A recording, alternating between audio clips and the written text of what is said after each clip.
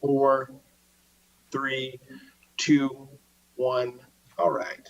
So I would like to go ahead and call to order and this regular meeting of the Sonoma City Council on Monday, June 1st, 2020. Let's go ahead and start with the Pledge of Allegiance. Got the flag up. Beautiful. I pledge allegiance to the flag of the United States of America, to the republic for which it stands, stands, one nation, under God, God, indivisible, with liberty and justice for all. All right, great. As we're going on with this meeting, just kind of want to do an overview of how public comment is going to work. Public comment will work in one of two ways. We have virtual public comment. So those of you, I see 18, 19, 20 now. It's counting up attendees of our Zoom meeting. If you'd like to make a verbal public comment, you may raise your hand. Don't do it physically. We cannot see you, but please do it through the Zoom app. Raise your hand, we'll call on you, and you will get 3 minutes to speak with us, and we will listen to your public comment. In addition, if you are calling in on the phone, you can raise your hand by dialing *9, and we will hear your comment that way as well. If you prefer to write a written comment, we will read it aloud. The written comments are accepted from the beginning of the meeting, which has already happened, until the end of the public comment period. Email submissions may be sent to publiccomment@sonomacity.org. Again, publiccomment@sonomacity.org. Send us an email comment and we'll go ahead and read it there. And that will also receive a 3-minute time limit. But Latania's a relatively fast reader, so we can get through a fair amount of your public comment as we go along. Because this is a virtual meeting, we are at risk of getting what's called Zoom bound, which is a new term for the year 2020. If this does happen and there's a takeover of the stream, we will shut down the stream and try to restart it. No further action will be taken when the stream is shut down. And if the meeting will be considered paused at that point and then restarted when the meeting restarts. If we are unable to restart the stream, then we will consider the meeting closed and have to start again at a later date. Again, no action will be taken off camera. Everything will be done in the public eye in accordance with the Brown Act. And we are having this virtual meeting in accordance with the governor's order regarding allowing virtual meetings under the Brown Act. Great, I think that covers most of it. We're going to go ahead and go on to report on closed session. We don't have that. Approval of the agenda. Do we have a motion to approve the agenda? So move, Madeline. Second? No second? Second. Okay.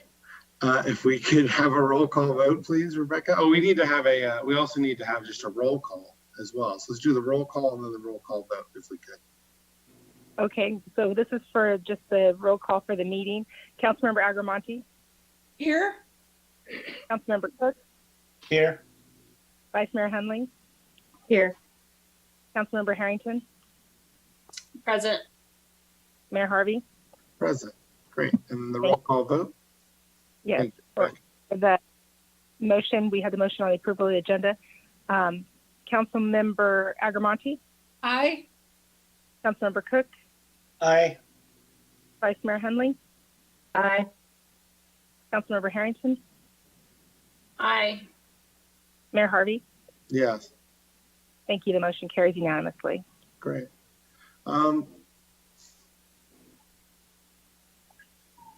Great. Excellent. We're going to go ahead and move on to comments from the public. We could go ahead and have comments, or do we have meeting dedications? Do we have any, or do comments None for me. first? You None. don't? Okay, great. Let's go ahead and have comments from the public. So if you have public comment, that is for items not appearing on the agenda. So if you have a comment on one of the agenda items, please save it till that item comes up. None of the comments that basically I'll read the thing. This time we'll take public comment for any item not appearing on the agenda. It is recommended to keep your comments under 3 minutes or less. Under state law, unless otherwise permitted under the Ralph M. Brown Act, the merits of matters presented under this item cannot be discussed or acted upon by the city council at this time. For items appearing on the agenda, please wait for that. Upon being acknowledged by the mayor, if you raise your hand in the Zoom chat, you'll have 3 minutes to make your comment. So if we have any public comment on items not on the agenda, I would appreciate you raising your hand. Public comment is open. While we're waiting, I do have an email public comment for items not on the agenda, Mayor. Oh, thank you, Latanya. Please read it. This is from Tom Conlon. On 4/20/2020, the City Council voted to make a recommendation to Caltrans on how to restripe Broadway after resurfacing is completed. A review of the video will confirm that Council's decision was based on 2 interdependent votes, a primary recommendation and a conditional backup recommendation. As explained in the recording and confirmed in the notice on the city's website, this second decision was intended to take effect only if the primary recommendation was determined to be infeasible by the traffic engineers or Caltrans. However, on 5/18, the City Council took an extraordinary action to suspend its rules of procedure and then repealed its earlier 2-point decision according to the agenda item 6.2 summary. However, the Council made no decision to make a substitute recommendation to Caltrans. In introducing the matter, the city manager reiterated that the last motion was depending on if the compromise solution was not agreed to by Caltrans. There was a motion, a backup, or if not technically feasible. Later, the city manager confirmed that the compromise had been a feasible solution and the information was put up on our website. Mayor Harvey attempted to make a motion to provide a new recommendation to Caltrans, but the city attorney said this would not be allowed, directly contradicting the written instructions cited above. Councilmember Hundley stated, "Nothing is better than something," and this appeared to be the Councilmember Agrimonti's understanding as well. Subsequently, city staff overstepped its authority and communicated to Caltrans its own recommendation to retain the existing lane configuration. Personal communication, Betsy Joseph, District 4 Project Manager on 5/22/20. Staff did this despite the facts that 1, the city's general plan calls for a 3-lane road diet for this segment of Broadway. 2, the city council has issued no findings to justify overruling its general plan regarding this matter. And 3, the council explicitly rescinded its earlier discretionary decision to make any recommendation to Caltrans. Therefore, I respectfully request that the council instruct the city manager to contact Caltrans and update the city website as soon as possible to correct the factual record and confirm that to date, the Sonoma City Council has made no duty authorized recommendation to Caltrans on restriping Broadway. And in the absence of any new discretionary action by the council, Caltrans should recognize the city's adopted general plan circulation element to contain its latest guidance for the restriping of Broadway. Failure to resolve this matter quickly could result in otherwise unnecessary legal action and delay in the long anticipated resurfacing of Highway 12. Thank you for your consideration of my comments. Tom Conlon.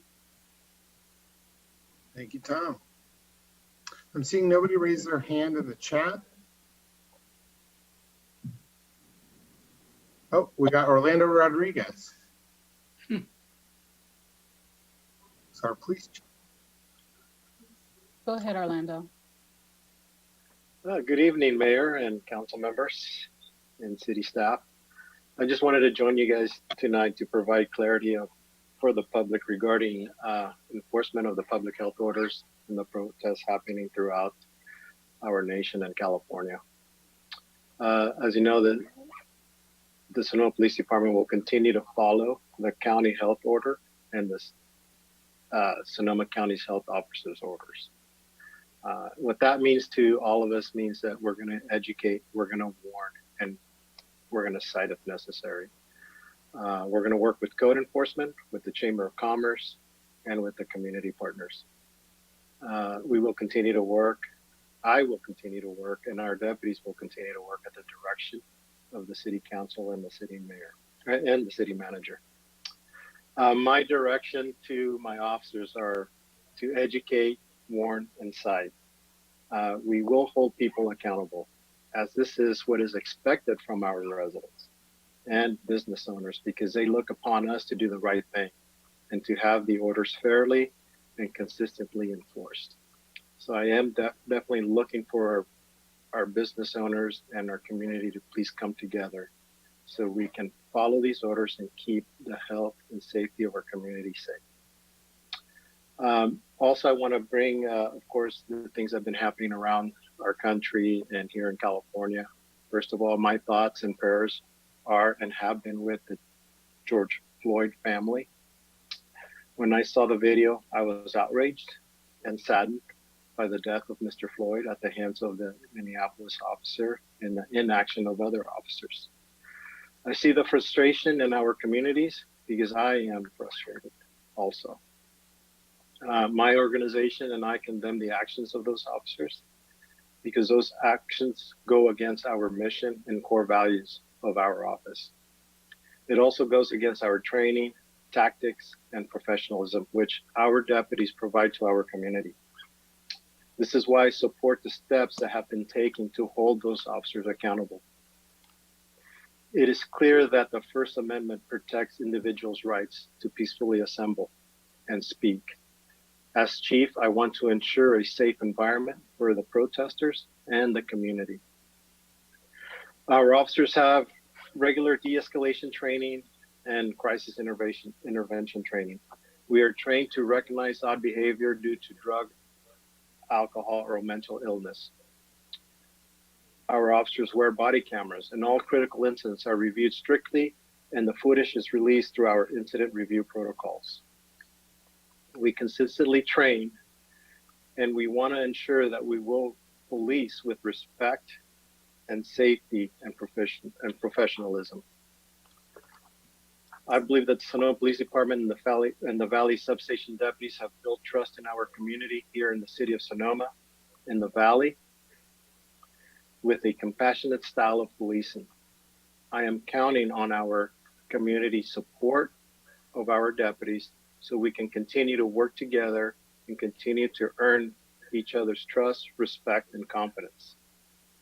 I commit to our community that we will continue to serve you as I want myself, my family, my friends to be treated with respect, dignity, and professionalism. I also commit to you to be available and reach out and work together on these issues of race and trust. And thank you again, Mayor and council members, for having me tonight and letting me speak out tonight. Thank you, Chief Orlando, for your words and your sentiments. It's nice to hear a review of the different policies that we have in place here in Sonoma and in Sonoma County regarding this. And I thank you for coming on to talk to us. I greatly appreciate all your work. Do we have another public commenter? Great. So we'll go ahead and close public comment. I thought it would be a good idea tonight to have a moment of silence. The death of George Floyd has rocked our broader community, the nation, and a lot of people are feeling a lot of pain regarding this murder. And I think it's important that we recognize it and honor not only this death, but a number of other unfortunate tragedies that have happened in the same vein throughout our community, with poor practices of policing that we've seen over the past few years. So I think having a moment of silence to honor this passing and to honor the unrest that is happening and the real pain and justified outrage that we see throughout the country, I think it would be appropriate to have a moment of silence. So if the council pleases, I'd like to honor that with a 30-second moment of silence.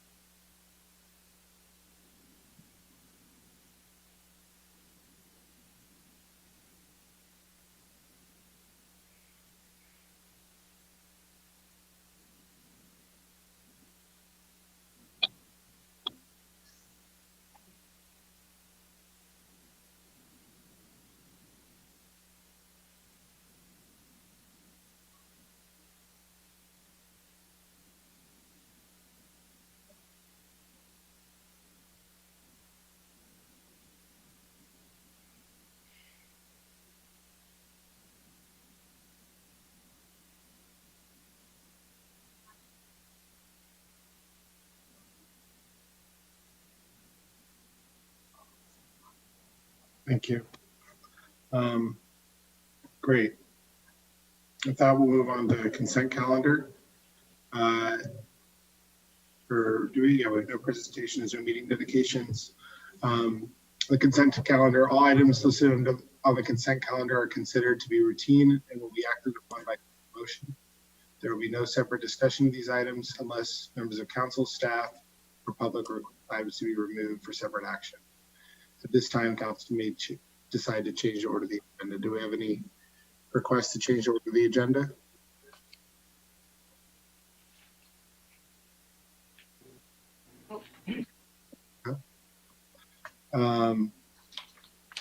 I'm going to go ahead and recuse myself on item 3, just because I work for direct competitor of Sonoma Garbage, and just so in the abundance of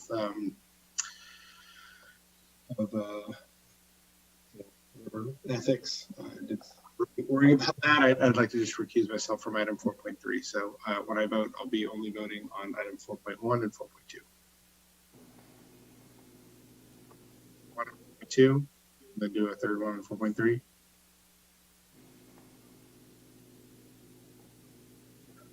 One motion can be made to approve them all. It will be noted that you're recusing yourself on 4.3.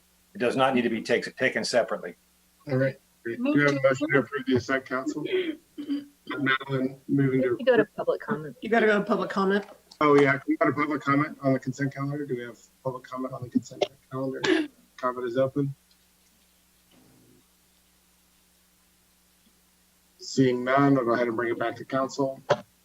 And we got a motion, Madeline. Move to approve. All right, second. Second. Oh, wait, did you do something?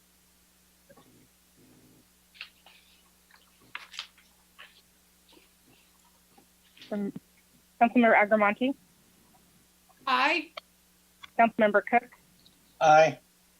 Vice Mayor Hundley, Aye. Councilmember Harrington. Aye. Yes. Thank you. The motion.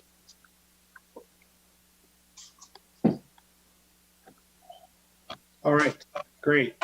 Item number 5.1, discuss, consider, and possibly take action to introduce an ordinance amending Sonoma Municipal Code to amend section 9.56.02 and add sections 9.56.050H and 9.56.070L, which regulate use of generators and the associated noise impacts during power outages and emergencies. City Manager Kathy Caprico. Thank you, Mayor Harvey, members of the council. Council, if you recall, I think in January or February, we had a brief conversation about this and whether to bring forward an ordinance. You were supportive.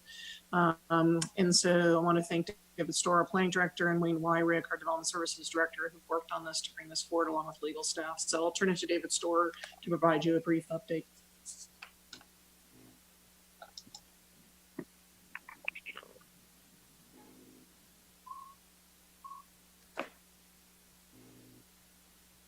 Uh-oh.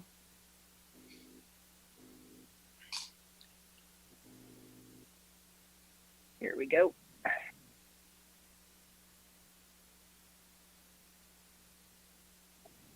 David?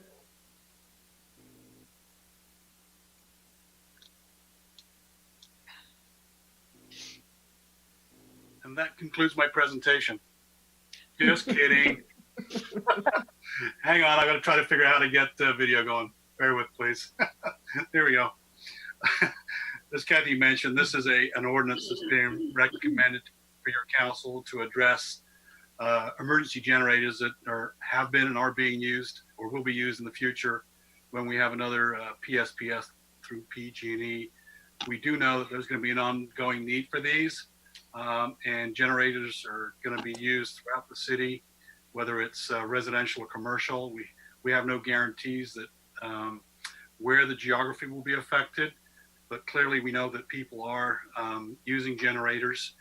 We didn't receive, that I recall, any complaints, and Wayne could perhaps mention that if he knows of any. We do know that the municipal code that we have present has strict provisions in the code where we talk about the noise limits, the maximums that can occur in residential and non-residential zones during the daytime and during the nighttime. We know that the future use of emergency generators may not be in compliance, and as a result, they may be a threat to the public health. And so what we've done is to address possible prolonged periods of time and the geography, we've presented some changes to our municipal code where we've relaxed the standard, or in other words, increased the limits by 5 decibels. You can see on page 2 that of the staff report that we've provided a table there that will be modified that would show these increases. Would also need to show that to amend the typographical errors in that table of table 1, where we noticed that there were some issues relating to the original ordinance that was adopted in 2006. We're going to clean those up too. The proposed ordinance also allows for the city manager to make exceptions for essential activities relating to emergency work and services. This would be your first reading this evening. A second reading could occur on June the 15th, and then 30 days thereafter on July 15th, the ordinance would be effective, and we hope that ordinance will never have to be implemented so that we don't, in other words, there wouldn't be a PSPS that would need us to use it. But these are the changes that staff recommends, and we recommend the council adopt the ordinance tonight. This concludes staff's presentation. And Mayor Harvey, maybe if I can just add one thing also. As council knows, we had back in October, we had one very widespread 3-day PSPS throughout most of the city and most of the valley down. The next 4 within the city limits, there's only about 100 accounts, primarily up by the police station. There's like 2 roads that there's about 100 accounts. So I would argue 98% of the city, it will generally be electrified. However, if broader transmission lines come down, which could, that would then when these generators to be important. So just want to, there's always this question and concern from the public about what does that mean? We continue to be hopeful that going forward to this fall that we won't have that many shutoffs here in the city. But again, for large businesses and folks that may have medical conditions or need to have that extra protection and be able to rely, folks are putting this in. So we wanted to make sure that we're balancing that need with also kind of neighborhood and sound issues. So with that, I'll turn it back to the mayor. Thank you. Do we have questions from council? So I have a question. So is there a time limit as far as when you need to shut your generator off?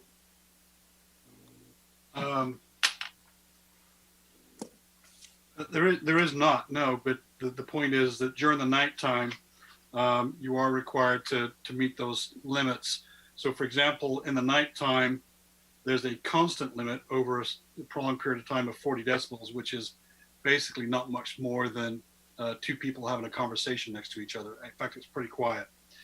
So we've increased it to 45, but that's still generally a conversation of 2 people, 2 to 3 feet away from one another.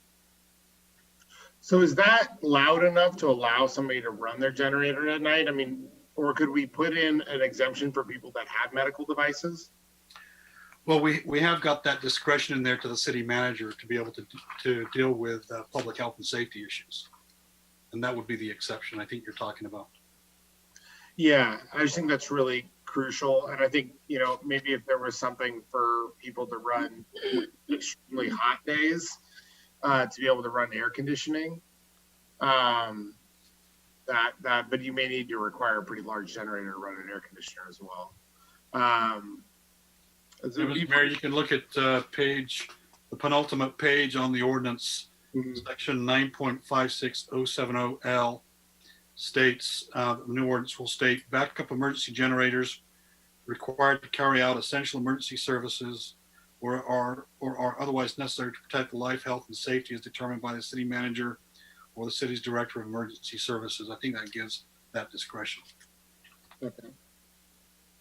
So what's the procedure for that? Is there like a permit someone gets, or they just have to get written? No, there is no permit that we've created in the ordinance. We don't actually have any permit process in the noise process. There are exemptions, and I think that's what this is intended to be, as an exemption. Okay.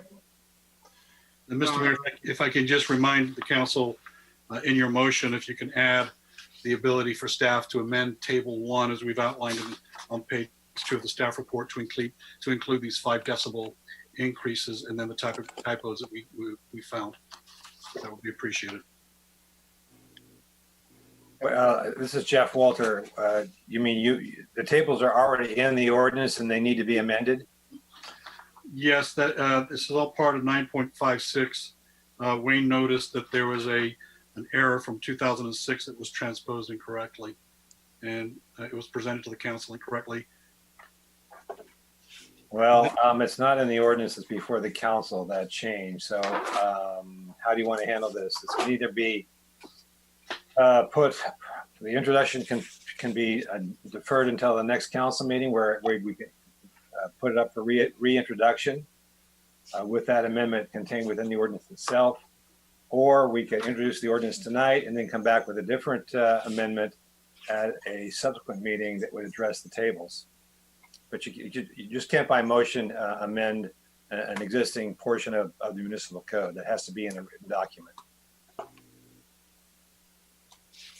So Jeff, we've placed that particular amendment on page 2 of the staff report where we've shown in strikeout language the change with the additional increases in the 5 decibels. Would it be possible to act on a motion to include that in the ordinance? Let's see, where is it? Page 2. Go to page 2, you'll see the existing code with the errors. And then on the 3rd page, you'll see that we've included the changes that were in strikeout and also increased the 5 decibels. That would be the new table 1. The new table 1 is on the top of page 3. Correct. Actually, Okay. just a point of clarification, on the top of page 3, that should not be the new table. That table is only pertinent to the increases that would be allowed under this the PSPS conditions. So there still needs to be a table 1 to handle normal conditions, and that table 1 needs to be corrected. So I would recommend that we come back with a modified ordinance that corrects these issues and takes care of it at the next regular meeting. I would agree. So was the error is an old error that's just existing? Couldn't you just call it a Scrivener's error and fix it on your own?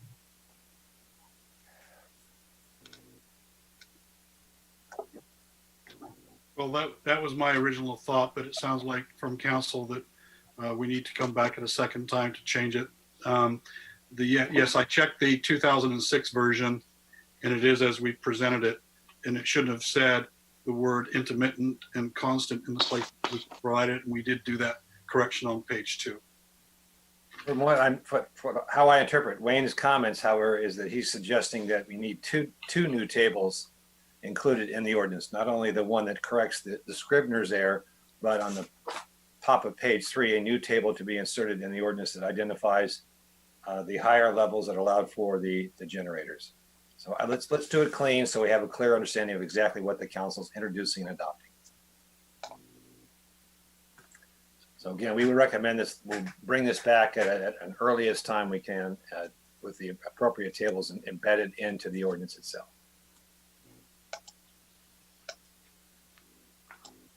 Just for point of clarification for David here, I wasn't aware that we're going to be doing 2 tables. I thought it was just the one. Wayne, is that your understanding? That there would be one table number 1? Yeah, I think that's where some of the confusion lies, David, is that the table on top of page 3 is really intended to show what those values would be, but that table is not necessary in the ordinance because the language of the ordinance describes how the decibels as the A-weighted decibels would be increased. So table 1 Scrivener's errors that are in table 1 need to be corrected. Once that's done, the rest of the ordinance can stand as is, and no second table is not required. So staff, I recommend that I agree with Jeff at this point. There's just enough clarification and question here. We'll bring it back on next meeting, make sure that it's clean and move it forward. Okay, so we will, apologies, council. It's always the devil in the details. So we will clean this up and bring it back to you. Thank you. Thank you, Kathy. Any other questions of council? Nope. So does that mean we're not gonna do this at all? So we're just gonna. Nothing to do. Okay. Okay. We still do public comment then. So I'll go ahead and bring it up. I don't, Mayor You Harvey, I need think, to? well, Jeff, I'd look to Jeff. The question is, if we're gonna bring it back, should we just wait? Or if members I are recommend here that for you it now? invite public comment on the issue of continuing this matter to a future date. If people have comment on continuing it, then they certainly can, and that's appropriate to solicit that public comment at the present time. Okay. So I'll open the floor for public comment on continuing this item to a new date.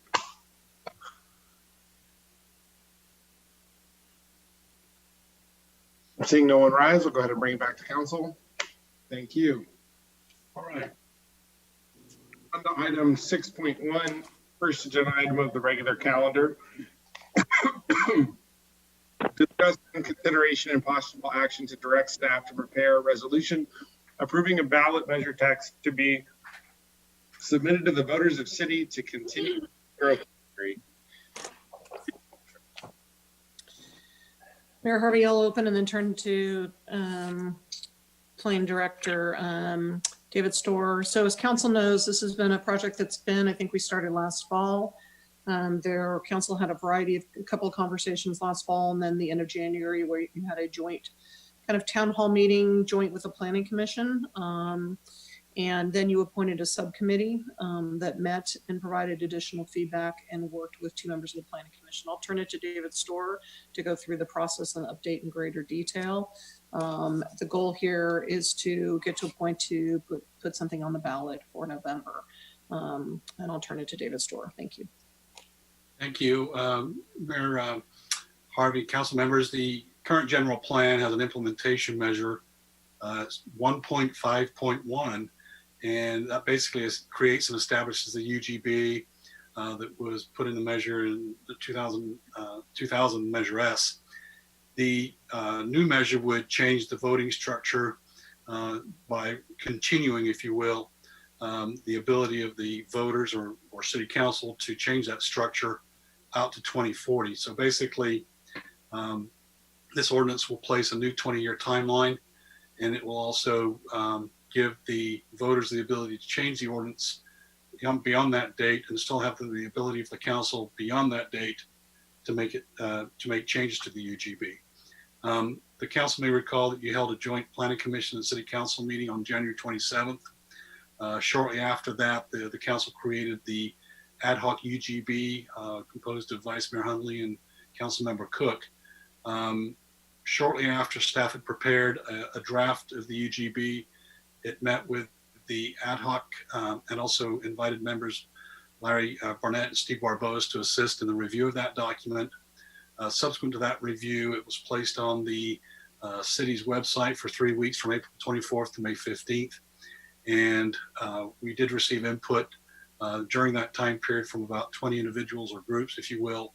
And in the last couple of days, we've received a few more. In the staff report, without going through each of the details there were 4 main topics that were discussed. Number one, very broad and consensus that the UGB does need to be extended or continued for another 20 years. There was discussion on either side of the aisle regarding the calculation of the 5 acres within the 1 year, whether it's net or gross. No comments really came in with respect to the limit of the 20 acres over the 5 years. And third, there was a desire for some and not for others to have a finding regarding the availability of land, whether it's vacant or reusable land, repurposed land, if you will, within the city before you start going to look beyond the UGB to include more land in the UGB. And the last comment was that there would be a 4/5 vote voting structure. Again, some people for it, some people against, as you go through those pieces of public correspondence that we received. Tonight, we're asking for direction from your council to prepare a resolution and to return on June 29th for adoption, such that we can have it prepared for the November election. This concludes staff's report.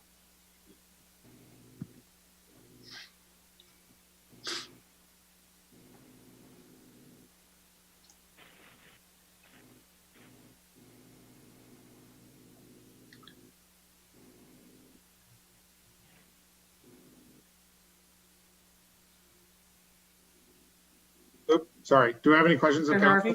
council? There we go. Sorry, I was trying to jump in. Do you have any questions from council regarding this? Yeah, I have a question. Yes. Good. I reviewed the meeting and it looked to me like we had a majority of council vote in favor of 5-year gross, not net. And I sent that to the city attorney and Kathy today. So I'm wondering where the question of getting back to net, because we had a robust discussion at the joint meeting on that topic. So I'm wondering, is there disagreement about that fact? So there was definitely, council members gave feedback, and I've not had a chance to kind of go back and listen. I do know the net, there was a conversation, part of my notes from that meeting, Councilmember Harrington showed there was definitely a lack of comfort of kind of streets and some of that stuff being caught within the net. But the net piece, my understanding is that, you know, again, there may have been discussions with the subcommittee, so I'll let the planning director kind of speak to that as well. Yes, I rewatched it. That's Yeah, I appreciate that. not how I interpreted it. There was a vote on a number of items, numbered items, and each one of us went and said on item 1, this is what I think. On item 2, this is what I think. So it was a very clear straw poll. And I don't know why the subcommittee would go any other direction than trying to write up what the explicit direction was. If I can just make a quick comment about that, my recollection of there was a discussion and then there was also a recap by the mayor right before the close of the meeting. But I know that the conversation about the use of some portions of a property versus not, you may recall that there was a member of the public that had spoken about a 6-acre parcel on the south side of Napa Road, where 6 of it was gross, but only 5 of it was net because of a riparian habitat or a creek that went through it. And I think the general concern was, let's eliminate a natural resource or hazardous waste site or something that was definitely out of bounds, but we do not support the exclusion of setbacks or the inclusion of setbacks in that calculation. So your traditional setbacks, front, rear, side, whatever, or rear, those are setbacks, and those are to be included in the gross, not to be pulled away. And so We had that discussion, and then we had an explicit discussion that said we don't want 20 acres developed in 1 year, which would be possible if you did like 2 acres per parcel over 4 parcels. So I just want to say, I rewatched the tape today. It was super explicit. And when I saw contrary direction come back, I asked that the city attorney and city manager rewatch the tape. I watched quite a bit of it to find the exact moment in the meeting when the votes were taken. And I understand that people are saying what they think happened, but my memory was pretty explicit about what happened, which is why I rewatched the tape today. I suppose we can vote on it and we don't require further discussion, but I'm irritated that we spent all that time at that meeting and whoever takes notes did not pass on the notes about what happened or watch the tape again. That's it. Anyway. I'm going to respond to that because I did watch the video today, and the last 3 minutes were taken up by Mayor Harvey, who did a recap of all of the actions. And at the last 3 minutes, notwithstanding the discussion by the council members present and also the planning commissioners, his summation was such that he recapped that there was broad consensus, to quote, for the 20-year extension and broad approval or discretion for the flexibility for the 5 acres. And so that's the direction that I took to the ad hoc, and we discussed that very point. Right, but the mayor is one vote, and those were his opinions, and everyone else gave an explicit vote point by point. And although the mayor summarized it, I disagree with the summary that that was correct. And so you're saying the mayor said it and therefore we did it, but the mayor is one vote of 5. And I suppose we'll have to have the discussion again today, because what you came back with is not what the majority voted at that time. Although it is correct that on the tape, which I watched today, the mayor summarized it saying basically his vote. So if that's what happened, is that you took the mayor's summary and did that, okay. So the only thing I'll say to this point, council, we are where we are, and this is one of the policy issues. You appointed a subcommittee that staff worked with as well, and 2 members of the planning commission that reviewed the drafts that were put back out. And this is, you know, again, it's an iterative process. You're welcome. We'll take whatever final direction that the council gives us tonight. We had also the idea of 6 acres instead of 5, but we weren't sure how CEQA would work out. But I think, I think when it comes to discussion, that that point, if problematic, could be changed. And again, one of the comments we received in the 20 letters that we received was it was a 50-50 split, I believe, with respect to people wanting the 5 acres to be net or to be gross. And as I mentioned previously, there was no discussion about the 20 acres. But to be sure, we did talk in vague terms about the implications of CEQA, not only at the joint meeting, but also in the ad hoc subcommittee group. So there's certainly room for the interpretation of how that's calculated. Quick question: as the measure is currently written, would it allow for a broad variety of small parcels? Could you bring in 10 2-acre parcels and bring in 20 acres in 1 year? It seems that you can only bring in a total of 5 acres in any 1 year. The question is, when do you say that year has begun? For example, somebody may want to bring in 3 acres 1 year and 3 acres the next calendar year. Well, is that 2 3 acres, or is it 1 6-acre piece of the same property? There is not a lot of good language in there to help give that direction. But I think the other question is, if I have a riparian habitat on my land that's undevelopable, and that is 2/3 of my parcel, and now I build 25 units on it, does only the portion that is 25 units count, or does the entire parcel of, like, the APN, does that count? And that is a robust discussion we had, because under that scenario, if only the developed portion counts, then you could develop a lot of parcels with only developing whatever the developable portion was. So then you could develop 20 acres in 1 year if you only counted the 2 acres that was developable. Yeah, it says here on. But only if you had properties that had. I mean, you'd have to have properties that had basically 6 acres of undevelopable land and 2 acres of developable land, because you can only develop 5.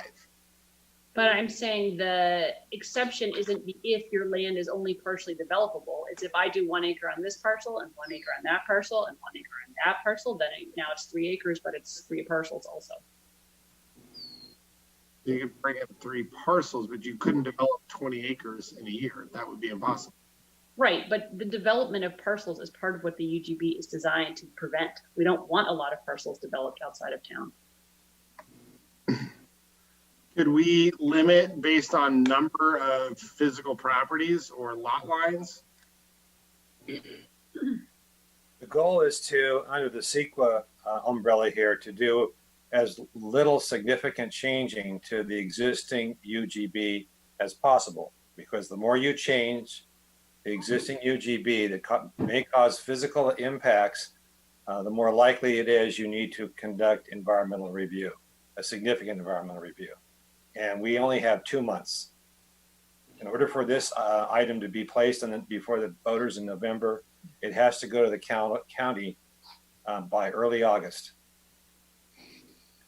I think we should just get a discussion and see. There might be a consensus just for having 5 acres flat. And my question is to Jeff: is that an easy change that we can make tonight? Oh, sure. Tonight it's just actually tonight it's open-ended, because if there's no formal document that you're being asked to approve, you are being asked to give us direction, and we'll come back then with the resolution not dissimilar to the item dealing with the cannabis business tax. That item is teed up for you to adopt tonight, and it would then go to the county to place that particular ordinance on the ballot in November. There's a resolution, there's an ordinance ready to go. That is what tonight is an introduction to. This is a preparatory step that would lead then to the development of the documents that look a lot like the tax measure that's later on the agenda. So yes, tonight's it's open-ended. You can tell us what you'd like to see in this particular ordinance, and we'll bring that back in final form to you within the next, hopefully, 4 weeks. Yeah, I think, Jeff, I've scheduled June 29th, but certainly we could go into July, but I think we're going to be a little bit skinny in July on the meetings, I believe. Okay. Is it possible for a 6-acre parcel that has, basically any 6-acre parcel, can you bring in 5 acres the first year, 1 acre the next? Well, this ordinance actually says that you can, I think. It doesn't expressly say that, but it says that you can only bring in 5 acres within any calendar year. And I'll find that for you in the ordinance.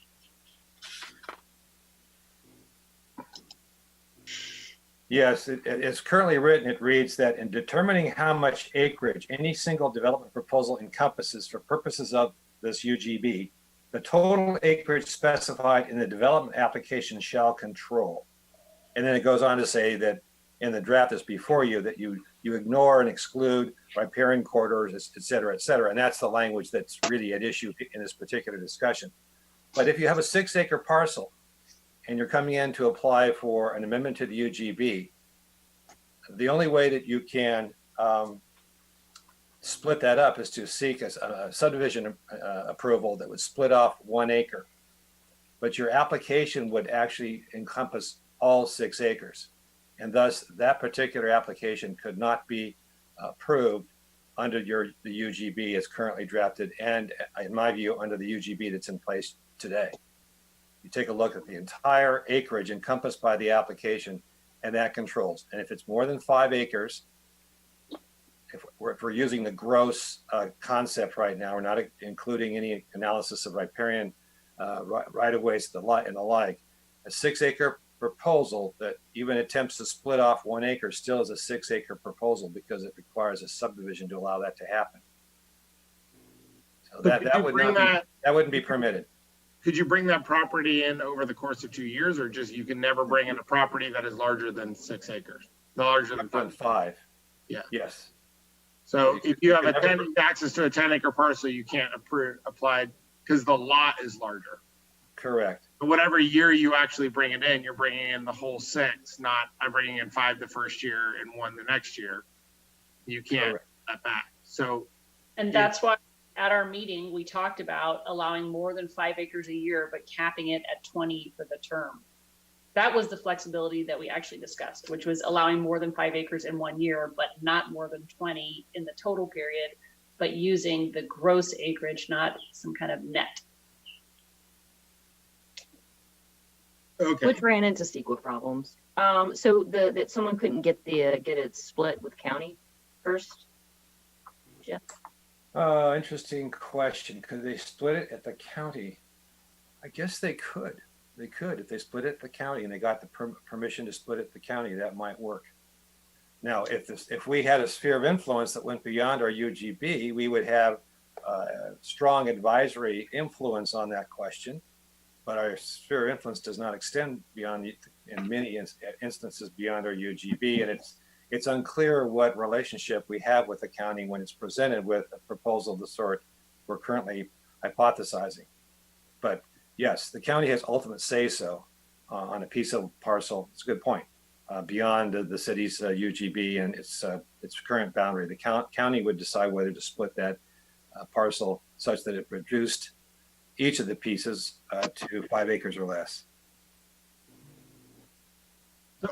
I mean, my memory was one of the goals of this was to make it easier or streamline or whatever adjective you want to use or whatever you want to use to discuss how we would bring in parcels outside the UGB specifically for affordable housing.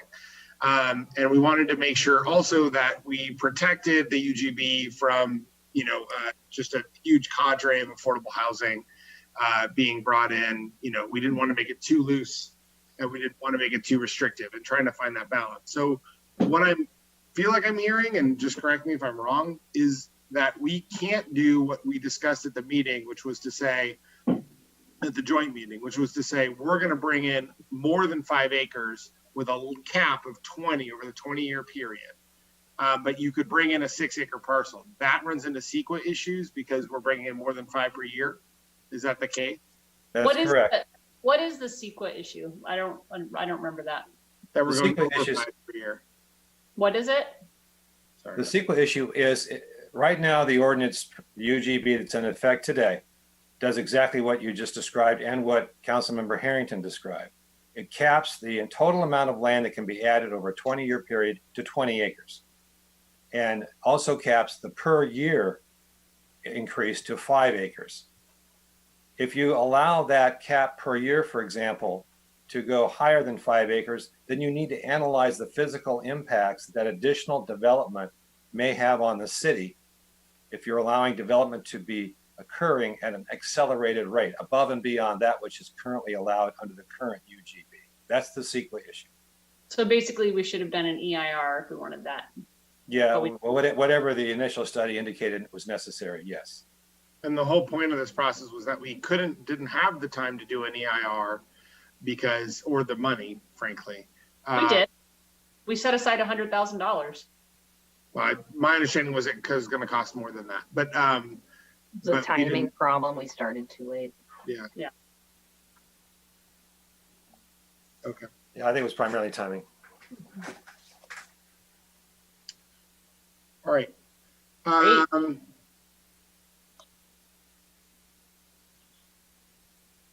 So now we're in a situation where, just correct me if I'm wrong, we're in a situation where the property that kind of was the center of this discussion could never be brought within the UGB.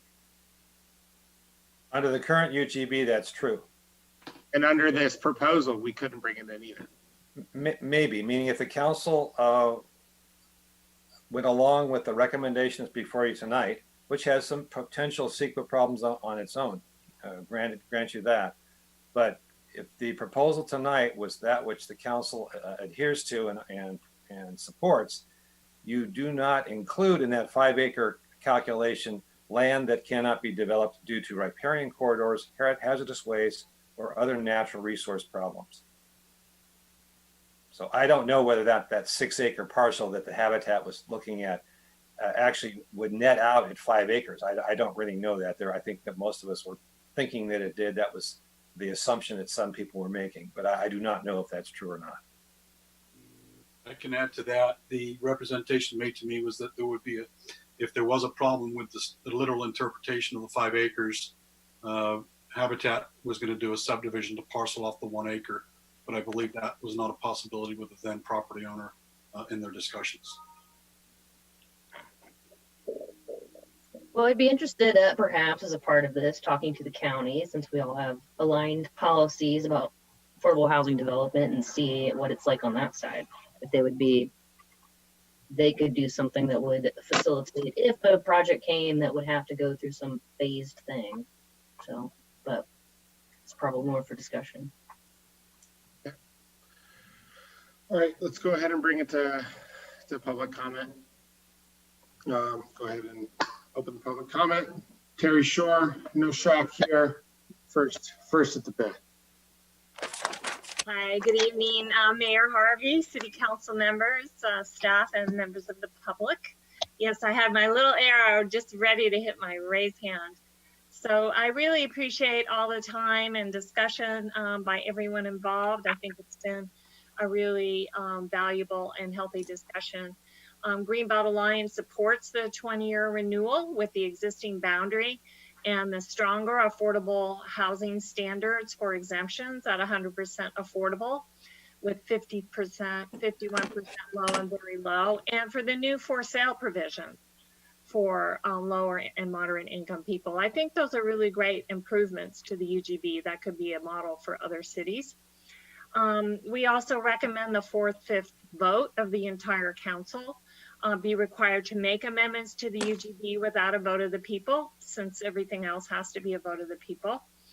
And then we did send a letter in with the citizens for the UGB with a number of comments. But the primary sticking point from our perspective that could be a problem for the city is the net 5 acre per year exemption. We believe that the gross 5 acre per year for a total of 20 gross acres over 20 years is the way to go, because the net acre is really going to create more confusion rather than clarity and trigger several policy and legal inconsistencies. The reality is that it allows more than 5 acres per year to come in to the city. And so even using that language could trigger CEQA. It's inconsistent with the development code, which defines a lot or parcel by total acreage, not net acreage, and that's in the city and county development code. It's inconsistent with LAFCO and the Cortese-Knox Act. And I realize, David, for your benefit, that there is quite a difference between the sphere of influence LAFCO and a city-approved voter UGB. But if you vote or the city council allows land to come into the city, you cannot develop that land without annexing it and extending water and sewer through LAFCO. So when LAFCO looks at a parcel, they will be looking at 5 acres. You might count it as 3 acres, but 5 acres is 5 acres. So you have an inconsistency between the city and LAFCO, which could be problematic for you in the future. And it's inconsistent with direction given to staff at the January 27th, 2020 meeting. It's inconsistent with city, county, and other planning and development practices, which evaluate development applications and zoning requirements based on total acreage. I've never seen any, city or development allow this. So it could potentially set a new precedent for development in the entire city of Sonoma, because it will be added to the general plan that is not consistent with best practices and could open to the door for other developers within or outside of the city to take advantage of this net acreage. And there could be a number of unintended consequences related to that. I'm also suggesting that you might want to think further about writing a 20-year UGB policy for one property, one parcel that may or may not get developed, that has to go through an EIR and may or may not even fit this description. So those are my comments, and I really appreciate you revisiting this whole issue. I'm probably getting close to my time. If you would also consider putting in the 20 years. Are you going like this to me? That's fine. I'm there? Okay. Thank you. Whoever's typing furiously, if you could, there you go, Kathy. Thank you. We go ahead, and so we've got Nancy Kirwan. Nancy Kerwin, or Logan. Yeah, go ahead, Nancy. I agree with what Terry said, but I sent a letter, and I'm not going to repeat everything I said in it, but I had the similar reaction to Amy when I read the wording, which was that, wow, that's not what was agreed to at that meeting at all. I did not have a chance to go back and look at the video, however, so I can't substantiate my position, except that I agree with her. I'm concerned about changing the definition of what a 5 acre lot means, what those words mean. I'm concerned that, as Terry said, there would be unintended consequences where you get unknown, unplanned for, and potentially much larger expansion of developable land that's exempt from the UGB. And I agree with the 4/5 vote requirement when you're making an exemption without something voted for by the people, when you're not going back to them to change it. And that's all I'm going to say. Thank you all for putting all this time and effort into this. And I know you all have a lot of other things on your plate. So thank you. Thank you, Nancy. Two emails I'm seeing from Latanya. I don't see anybody else raising their hand for public. Go ahead. Do you want me to go ahead and read or take we have 3 hands raised now. Let's take the hands and Okay. then read, if that's okay. Yep. Jack, go right ahead. Oh, yes. Hi, Mayor Harvey and council member. Thank you so much. This is a very, very difficult to understand and technical questions. Thank you. Spend so much time.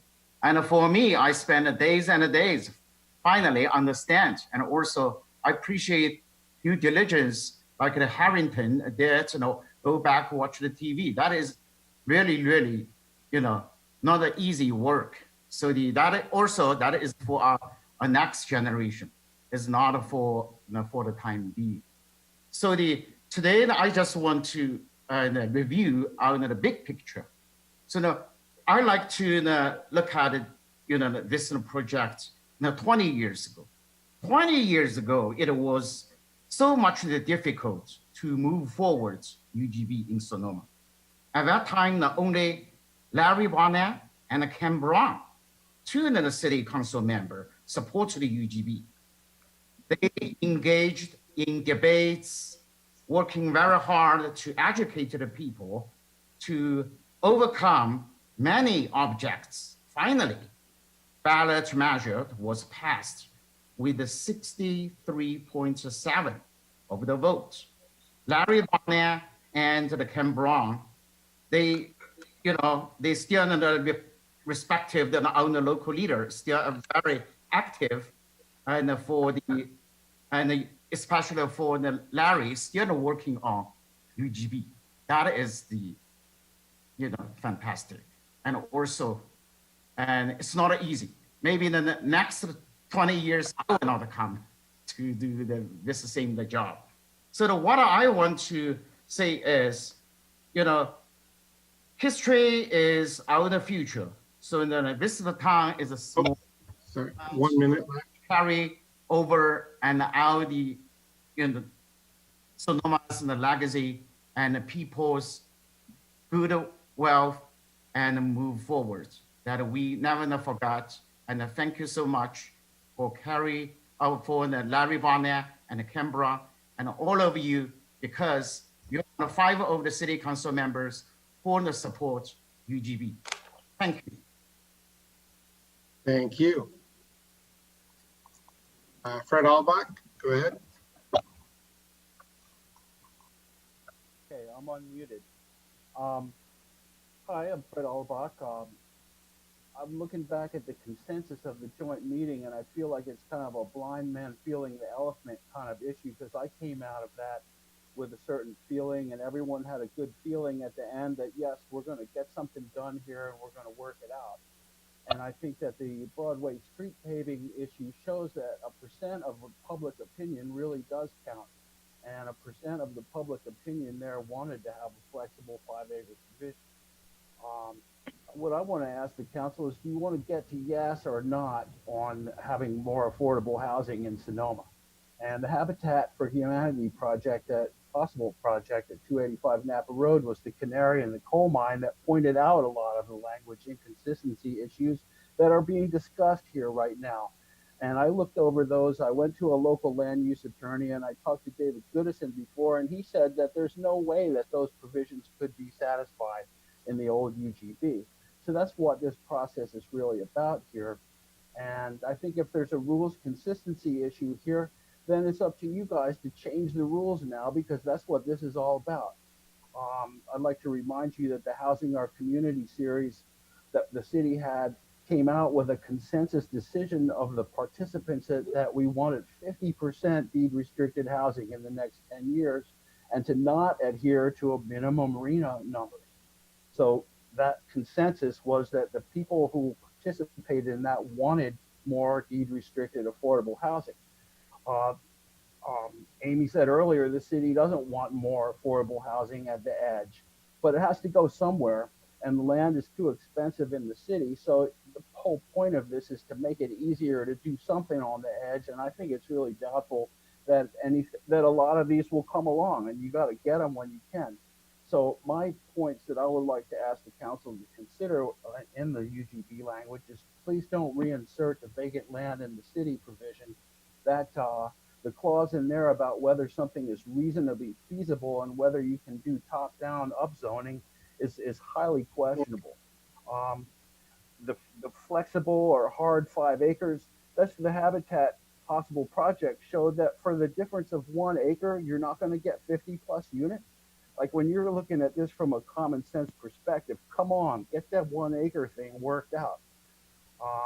I would also encourage you to deny the 4-vote threshold to make changes, because this is a public good. Why would you want to put a blockade in the way of a real public good? I would also ask you to delete the provision that the city not exceed the minimum amount of affordable housing. That seems to me to be a stupid thing to have in there, and no one's talking about it, and I don't understand why. That's an obvious delete. And then also, I would also ask the council to consider to not reinsert any subjective language about small town character, rural character, etc., because those are the types of language that the state law is now expressly forbidding in city housing policy. So that concludes my comments, and I'll be glad when this whole UGB thing is over and can move on to the next big issue here. So thanks very much. Appreciate it. Dave Ransom. Thank you. As you know, I live in Santa Rosa and I go to church in Sonoma, and I'm a member of the Sonoma Valley Housing Group. We would like the council to change the UGB ordinance language to make it easier to extend the UGB should a much needed affordable housing project like Habitat come along. We urge you to keep the draft language that allows some flexibility in the 5 acre requirement. We support deleting the language that no existing vacant or undeveloped land be available within the UGB. We wonder why the city would want to do the minimum the state requires in the thick of a bona fide affordable housing crisis. We urge that the council retain the 100% affordable provision, but make it more flexible by balancing the AMI ratio between very low, low, moderate, and above moderate incomes. We support removing the effects language. Sonoma has got tons of character and green space all around. What is really needed is the integration of the working class who serves Sonoma. Well, a minute, I gotta roll this up. In fact, and this is me talking, not the Sonoma Valley Housing Group, what to do about the UG is perhaps the wrong question. The UGB is blind to the fact that more than half the city exists outside the municipal boundaries. It is blind to the fact that the unincorporated area contains the workers that are essential to the life of the city and its economy. It is blind to the fact that these most essential workers are in dire need of affordable housing, with families doubling and tripling up because of high rents and low pay. The UGB is blind to the fact that this has left essential workers and their children with the valley's highest rate of infection from the COVID pandemic. Now, as the disinherited salt of the earth rise in rebellion in the cities, it is not a good time for Sonoma to pull up the drawbridge. Much better to open the door with arms wide. Thank you very much. Thank you, Dave. I'm seeing no new hands raised for public comment. Do we have additional hands for public comment? Go ahead and Latanya, if you wouldn't mind reading the public comments we've received via email. Okay, thank you. Thank Dear you. Mayor Harvey and members of the City Council, thank you for holding the joint meeting between the City Council and the Planning Commission in January, and for your intent to place the renewal of the Urban Growth Boundary, UGB, on the November 2020 ballot. The purpose of the UGB, as you know, is to encourage growth within the city limits. Current affordable housing necessities and the financial realities of the city's ability to extend services to the edges of Sonoma mean we must develop more densely within the city limits. That is the kind of development that must be incentivized. and that Sonoma's general plan encourages. And that is why we were perplexed when we read in the proposed UBG ordinance that the language regarding net versus gross lot acreage, which was suggested but rejected at the January joint meeting, had been reinserted into the currently proposed language. As was stated in that January meeting, nowhere else in any of Sonoma's development documents are undevelopable portions of parcels subtracted from the lot area calculations. Why, other than to incentivize larger projects at the edges of the city, would this calculation be used here?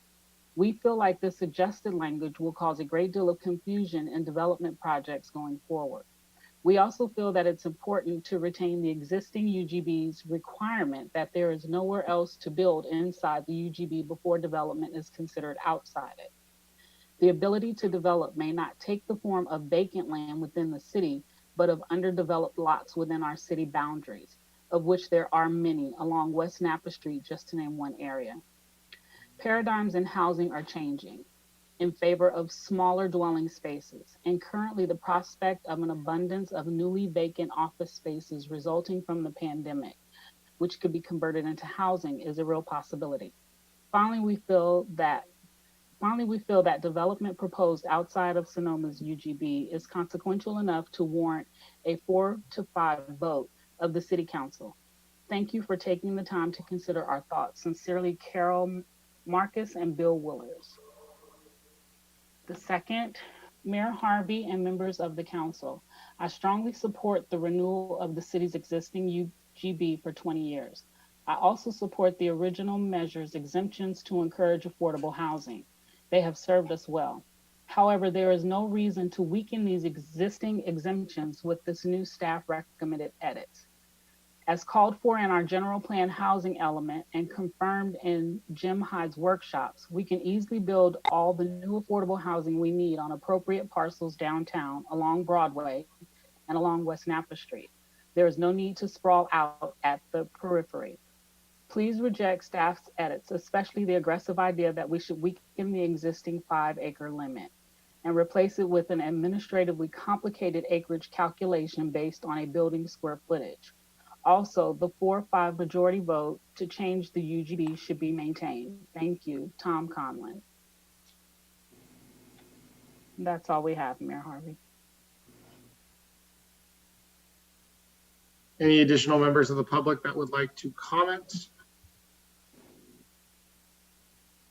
Seeing no one raise their hand, I'll go ahead and bring it back to council for discussion. Vice Mayor. Thank you. Let's see where to start. So the discussion in the subcommittee, there was a desire, first a recognition of sort of the box that we're in due to the timing and not being able to do an environmental review that would be, somebody mute their microphone.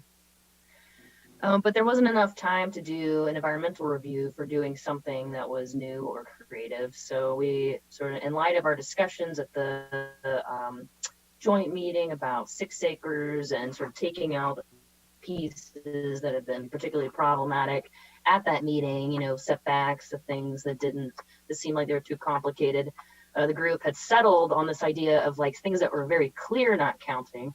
But the whole desire was just taking a stuck situation that we were in and a desire to actually try to be as flexible as possible because we wanted it to be more available to build affordable housing. But, you know, looking at it, it was always something that was somewhat novel, and perhaps this is not the kind of place to have that here. I think that if the city was serious about wanting to have a long-term affordable housing strategy and sort of do things in a way that we're going to invite more projects that might need to have more space or something, then, you know, I think that we're gonna have to start earlier and have a strategy, which despite all of our town halls that we have, but we have no long-term strategy. So at this point, the 2 things that came out that were particularly fatal for trying to have anything developed was tying it to arena numbers, which it no longer is, and the thing about the feasibility of whether it could be built inside of the city, because it wasn't defined as to what that meant. So those two barriers, I think, are better than nothing. And I'm hoping on the county side that this could open a conversation about how the county could help work with the city for if there were, properties identified that were larger than 5 acres, that they could help phase them or work with developers to be, so they could be annexed in a way that's compliant with UGB. So I would be fine with changing the 5 acre limitation back to a straight 5 acres. I could see the cause for concern if there was, this hypothetical situation where there was like all this land where only 1 acre was developable, and then, you end up with like a bunch of land, but it still wouldn't be developed because it's not developable. But it's already causing confusion. I think it would certainly cause confusion on the ballot. So I'm fine with making that more certain. And I think that as far as one of the conversations that we have had is that, once the city can come up with a plan as to, where it wants to be 50 years from now and how it wants to truly make an impact on affordable housing, then we have the option of going back to the voters. And I'm committed to doing that. I'm not sure we have a consensus for it, but I think that if we want to truly help our affordable housing crisis, then we have to go into it with a blank slate and willing to do the work that needs to be done, including the environmental review that we did not have to do this time. So given the circumstances that we have and limitations, I do think that this is an improvement than it was before. And and the 5 acre issue, I think is just too confusing, and I would rather that just be straight 5 acres. Good, Madeline. So Rachel, when you're saying straight 5 acres, are you saying net or gross, or that's not it? I always get those words mixed up. So right now as written, it's if like of a bigger parcel that 5 acres are developable, you get the whole thing. Now this would just be 5 acres is 5 acres. And if part of it's not developable, then that's just a part of it. And if it's a property that's bigger than 5 acres, due to the fact that we couldn't go up to 6 and we can't really change that number, my hope is that the county would be more flexible on their end to want to facilitate these things with subdivisions. Okay, thank you.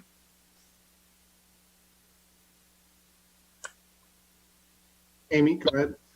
Oh, okay. So I support 5 acres gross. I don't see how by changing it to net, you wouldn't have the same CEQA problem, because the explicit purpose of changing it to net is to allow development of a larger parcel, which is not allowed currently. So I don't know why that wouldn't also require CEQA and evaluation. And now that the record has been made that the explicit purpose of changing it is to allow for development of larger parcels, it sounds like that would be easily challenged.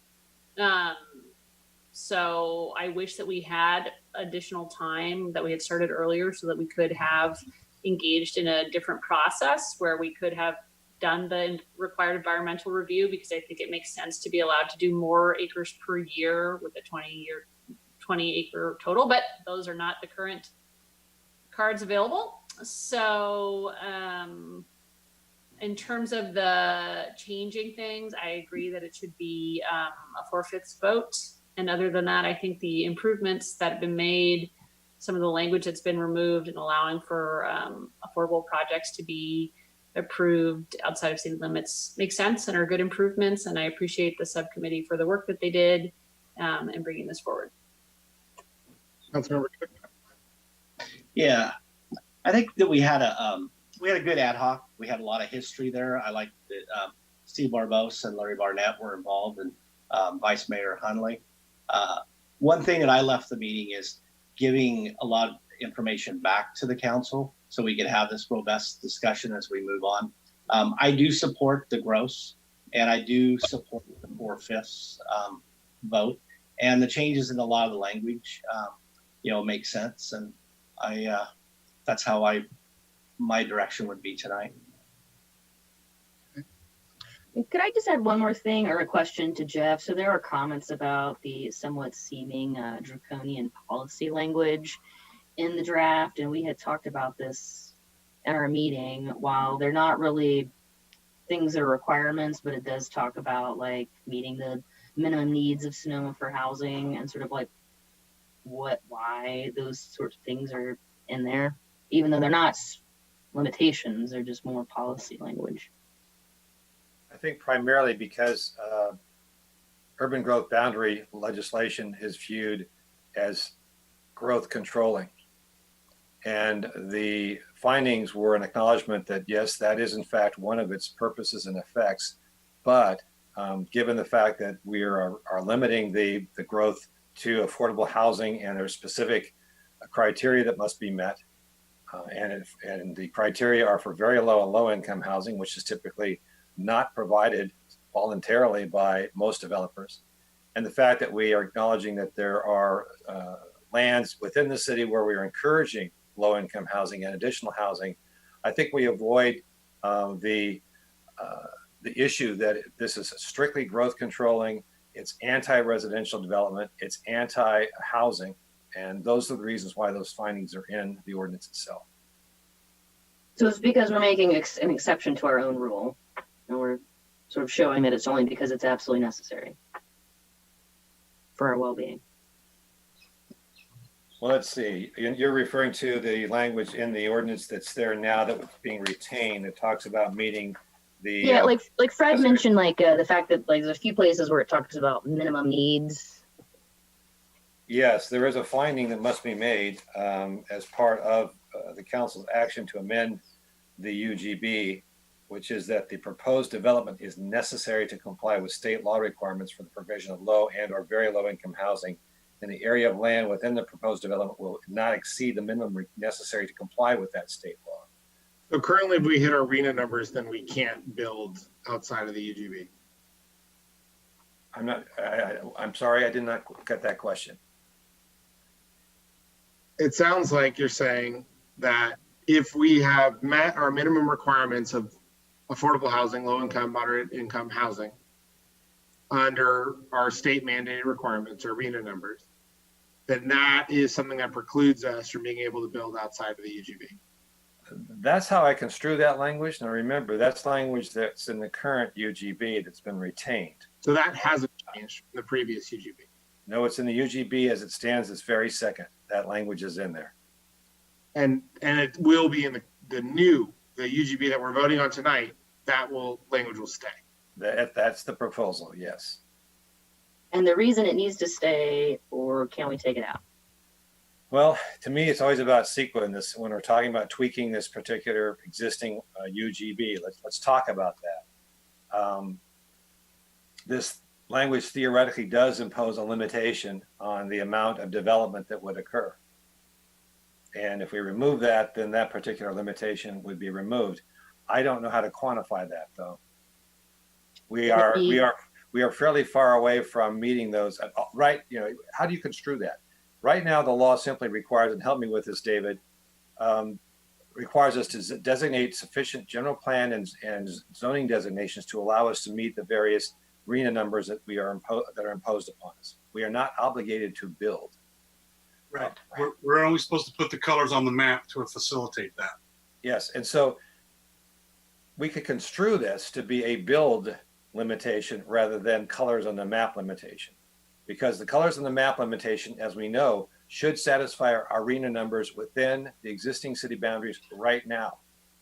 We should never need to consider land beyond the city's boundaries to meet our RENA numbers. And this clause, if taken literally, would preclude any additional affordable housing beyond our current urban growth boundary. And certainly that's not the purpose. Okay, so that would make this particular UGB meaningless. So I think it could be construed as a building, meaning if the number of homes built in the city of Sonoma do not exceed the RENA allocation, then we can go out and attach new land, 5 acres per year, to approve and build affordable housing beyond the UGB. I think that's a reasonable construction. Do you understand what I'm saying here? The distinction I'm trying to draw? Remember, the RENA numbers are just numbers. And as David said, all we need to do to comply with the RENA obligation is make sure all the appropriate colors on our land use map and our zoning map add up to the RENA number. Now, we only can color those portions of our property within the city's limits. We can't go beyond our UGB right now and color 20 additional 20 acres. We can't do that because that's not within the law that allows us to do that. So if you take a strict reading of this criteria, it would preclude any additional amendments or aggregation of land to the city's limits. It would make the UGB essentially a meaningless piece of paper. So I would construe that finding that was imposed now almost 20 years ago to be a build, not a planning limitation. So if we have not built out all those homes that those colors that we put on our maps would allow, we can then annex or add to our urban growth boundary 5 acres a year to continue building affordable housing. And Mr. Mayor, if I may, there's a correction I need to make. And the current red line version that we have, it does remove that finding about the existing vacant land. And Terry Shore and that group want that reinserted back in, whereas Mr. Alabak says he wants that removed. David, we're talking about two different findings. The finding that's not touched is at the top of page 7 of 12 of the red line version in your packet. And that finding reads that the proposed development is necessary to comply with state law requirements for the provision of low and or very low income housing, and the area of land within the proposed development will not exceed the minimum necessary to comply with state law. So if we have not built out our RENA numbers, this clause, in my view, would allow annexation and amendment to the UGB. Oh, there you go. Now, yeah. we also know the RENA numbers are going up dramatically, and they will continue to go up for the next 20 years. The likelihood of us building out all those numbers, I think, is going to be very problematic. So is that finding necessary? Do we need that? Good question. Could we base it on, like, instead of state law, the city's like need, like our health as a city, our economy, like our needs?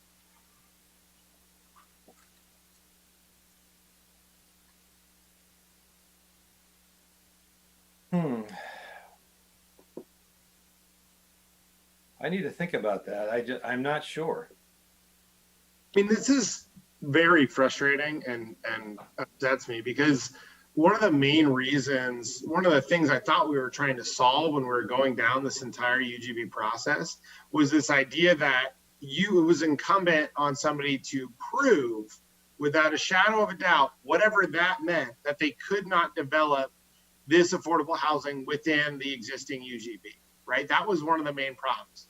And the definition of that was extremely confusing. Does that mean you can't afford the land? Does that mean there's no land for sale? Does that mean it's not zoned correctly? All the rest of it. And so it's important. And if I might interrupt you, Mayor, that particular finding has been deleted. The subcommittee has recommended that finding to go on. But now has the affordable housing that meets the RENA numbers been built? And does that mean a completed project? And the other question I'd ask you, Jeff, is would it be possible for someone to interpret it the other way to mean that there is the possibility to build these projects within your city limits, which we're required to prove anyway? Could somebody interpret it that way and deny this? Could we get sued based on that? I mean, of course we can get sued based on that, but legal opinions differ all the time, right? So that's your construction. That's the way that you believe it. Could somebody easily come along and say, no, City of Sonoma has proven the ability to build within the city limits. Therefore, you can't go outside the UGB. Well, we can certainly modify that finding to reflect it's a build criteria and not a planning criteria. Whether the issue to me always is, does that trigger some sort of a environmental impact that we can't identify or we must in some sort of environmental analysis? That's the question I have. And I don't, as I said, I do not know whether that's the case or not. We're dealing with 20-year-old language here. And I do not know what the intent was of that particular language specifically. I have a question. Go ahead, Amy. Could you insert an additional language that said, I can't remember the exact language what you just read, but that says if we've met our RENA numbers, or, and say something related to like a city ordinance? Just add in that we have, like, make it either that we need it to meet our RENA numbers, build out our RENA numbers, or to be in compliance with some city ordinance, and then we'll just put that ordinance in. Or like a resolution of a housing emergency or something still, or housing need for low-income portable housing. Or, I mean, can we just put in this it right now that we have a need for affordable housing and make the finding? Probably not. I think it would be easier, frankly, to delete the finding altogether, rather than trying to tweak it and make exceptions to it. I mean, this is my problem right now with this whole process and the way that this is going. You know, we promised a kind of more robust public discussion about this. And I know that there's been a lot of challenges, but we haven't been able to do that. And we're deciding on a 20-year document. And it seems like we're kind of trying to jerry-rig it in a way to meet what our discussion was previously. And we're not in a position where we can do CEQA at this point. We weren't previously. We're making a really strong 20-year decision, and we don't have clarity on the things that we all set out to do, which was to make it possible for affordable housing to be developed outside of the UGB. We had a stated goal as a group that we wanted to allow, I don't know if it's net or gross, but to allow you to bring in a limit of 20 for the total time, but more than 5 per year. And that was just gone away. We figured out some other thing. I wasn't communicated about that. It was all held within the subcommittee. There wasn't time for public comment prior to this meeting. And we're making a really big decision right now to put what on the ballot for 20 years. And I just think like this whole process has been, and I understand the issues with COVID and all the other things that have gone on, but this is a really important decision. And I understand the ability to go after a new UGB, but what we're talking about here is a much more restrictive one, I feel like, with regards to affordable housing that's been done before, or that than what we discussed at the Joint Planning Commission meeting. And I think it'll be extremely difficult to bring it back to voters. And I think it'll be, I just think that this process has been a little flawed.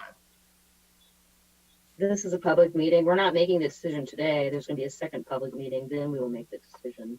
But yeah, but there hasn't been robust comment. the subcommittee, we did a lot of work. What we did was a proposal. We're not going to get it right the first time. So now we have proposed it to the council and the rest of the whole council's feedback. And then the voters get to decide. I just think we've got such a ticking clock over our heads right now. And the fact that we can't go out for CEQA, we can't do what we agreed upon. There was, before this meeting, before our joint public comment meeting, city council and planning commission meeting, there was a lot of tension from affordable housing activists and from UGB supporters. And I thought that we developed a very good solution in that meeting. And then we come to find out that solution isn't possible. There's another solution that wasn't discussed, it wasn't commented on.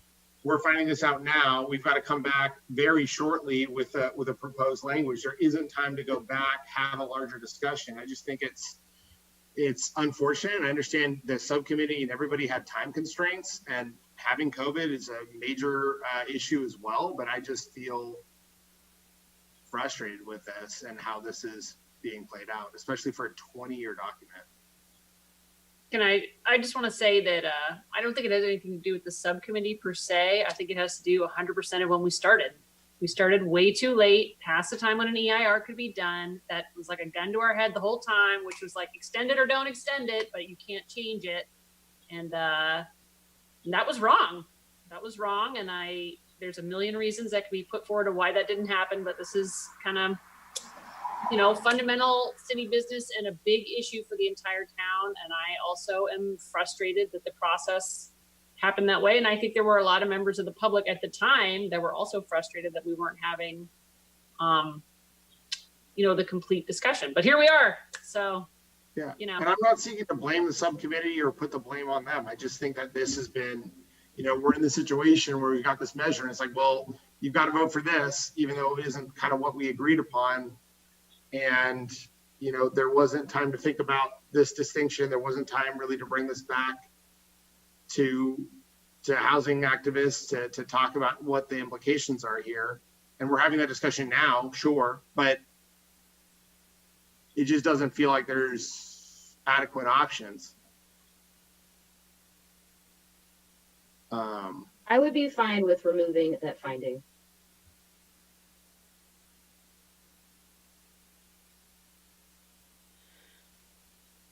So would I. Okay, so would I.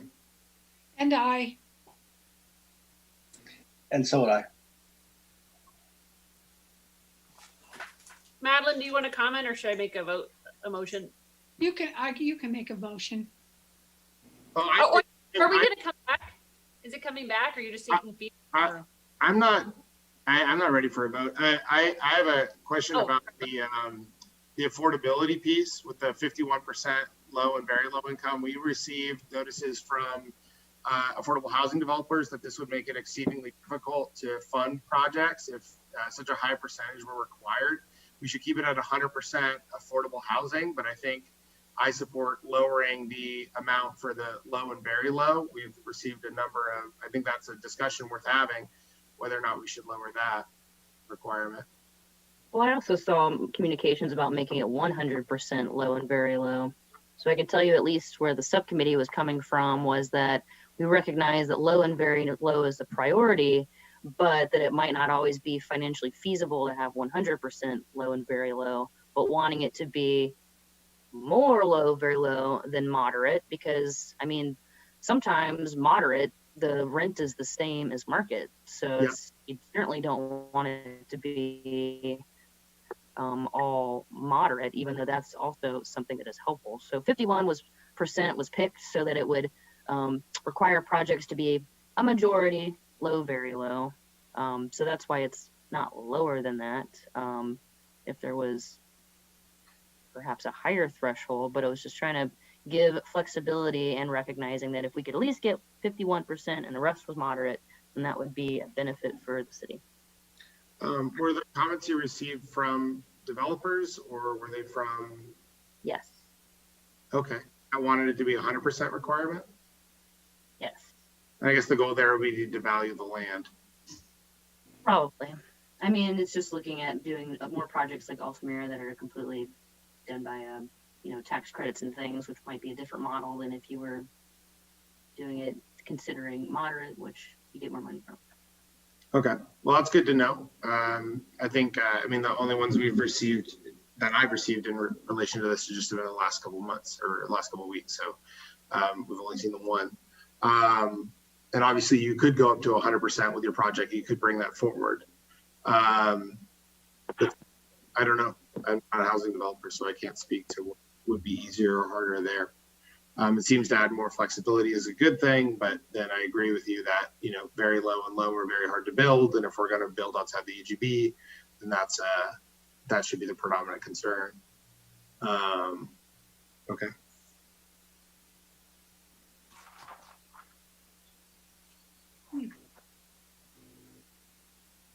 In addition to 51% low, very low, I would also support 60%. But I don't know if that's moving in the direction that you're talking about.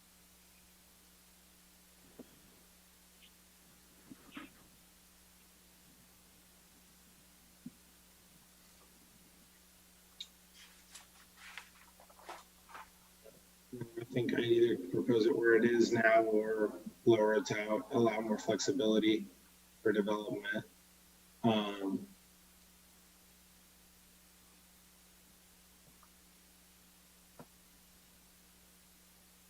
Okay.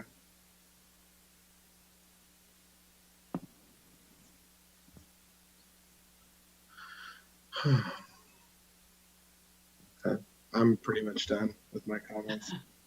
I just think it's, yeah. Do you want a motion or do you want feedback or a straw poll or what do you want? I think a straw vote would be great on the principal issues we've been talking about. That would be very helpful. Could we just Okay. have like a definitive list at the end of this? Yeah, could you lay those out? Page. I mean, I know. So I would say yes to the following: 5 acres gross, 4/5 vote for changes, and I'm open, but how it currently is written is fine for me. 51% affordable. Are there any other issues?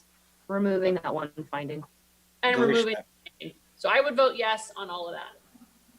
I would prefer a 3-2 vote, but I had already agreed with the subcommittee that 4/5 because it was a very important thing, so I can support that too. I could support that.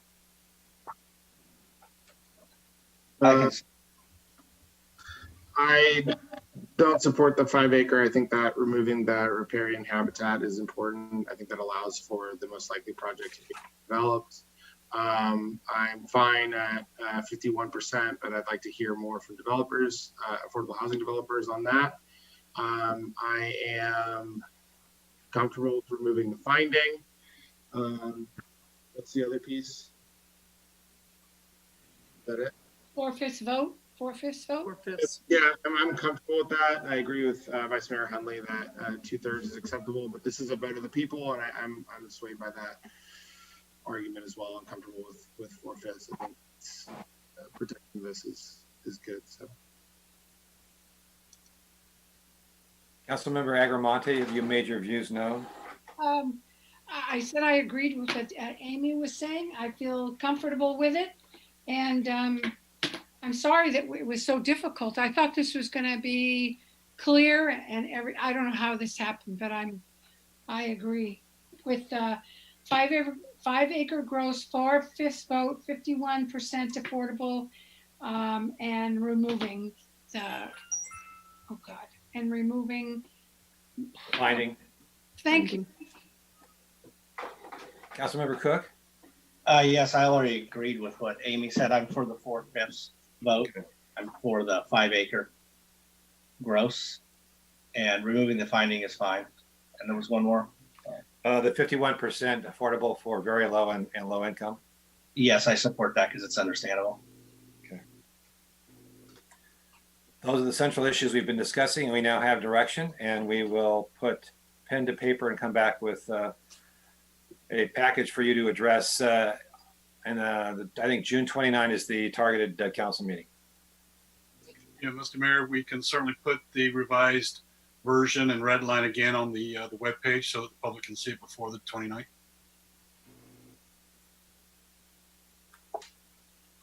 okay. All right, we're moving on. Could we take a 3-minute break? Sure. I'm ready. Thank you.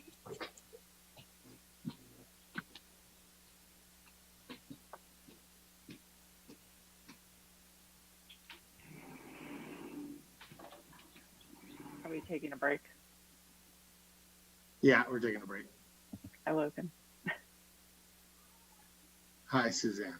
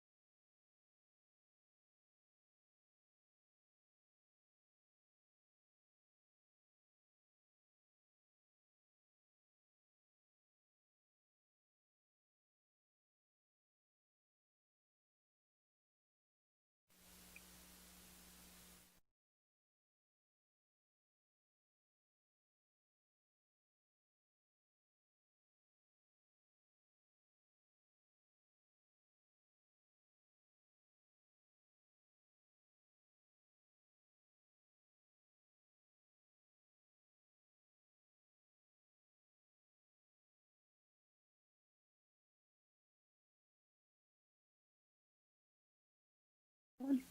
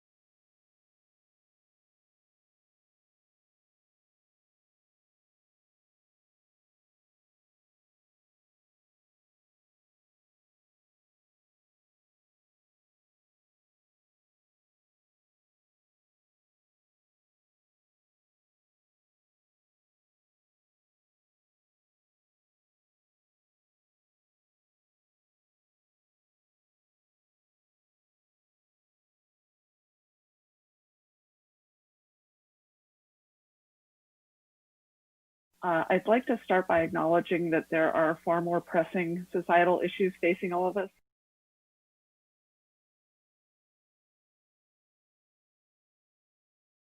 Society and our work in local government is providing a continuum of services that support our human, built, and natural environments, helping them survive and thrive.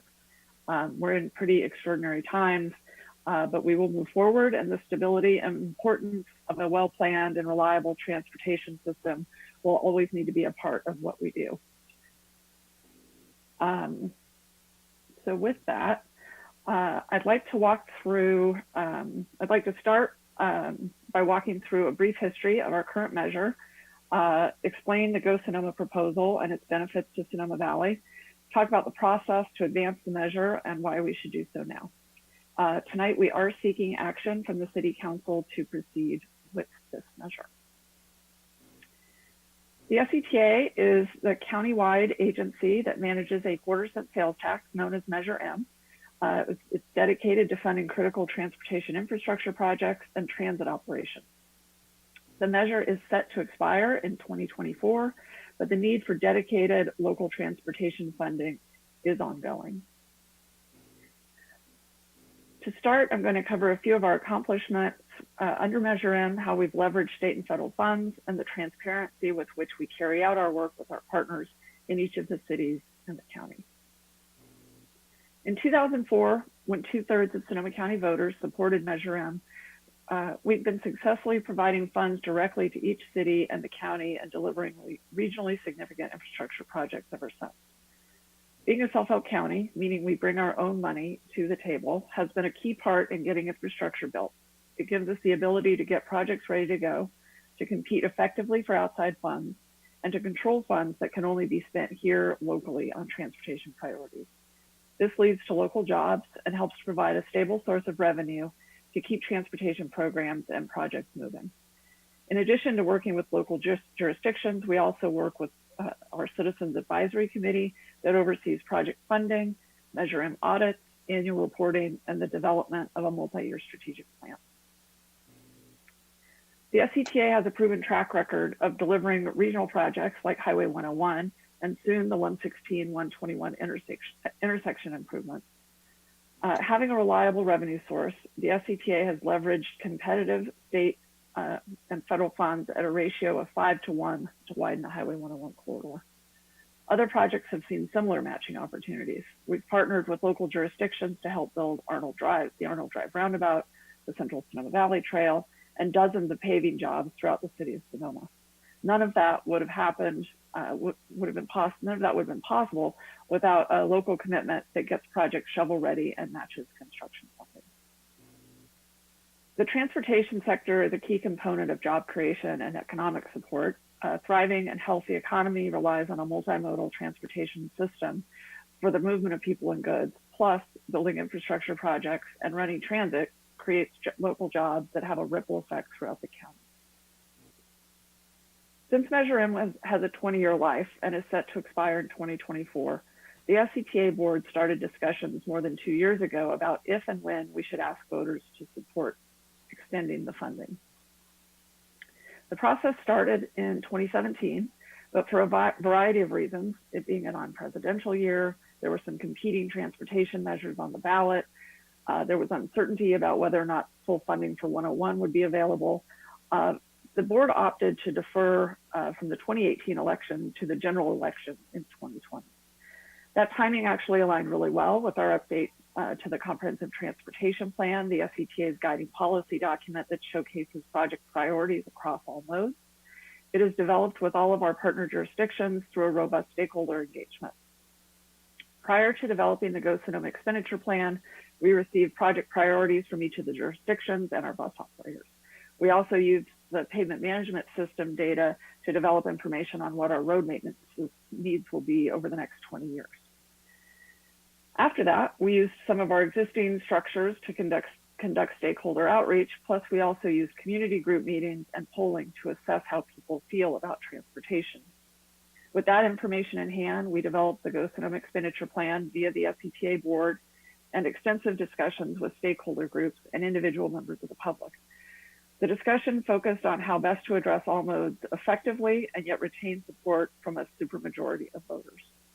Now that the expenditure plan is finalized and approved by the SCTA board, state law requires a majority of the cities representing a majority of the population, plus the County Board of Supervisors, must support moving forward, which brings me here this evening to talk with you. Before moving into the content of the measure, I just wanted to reiterate the public outreach.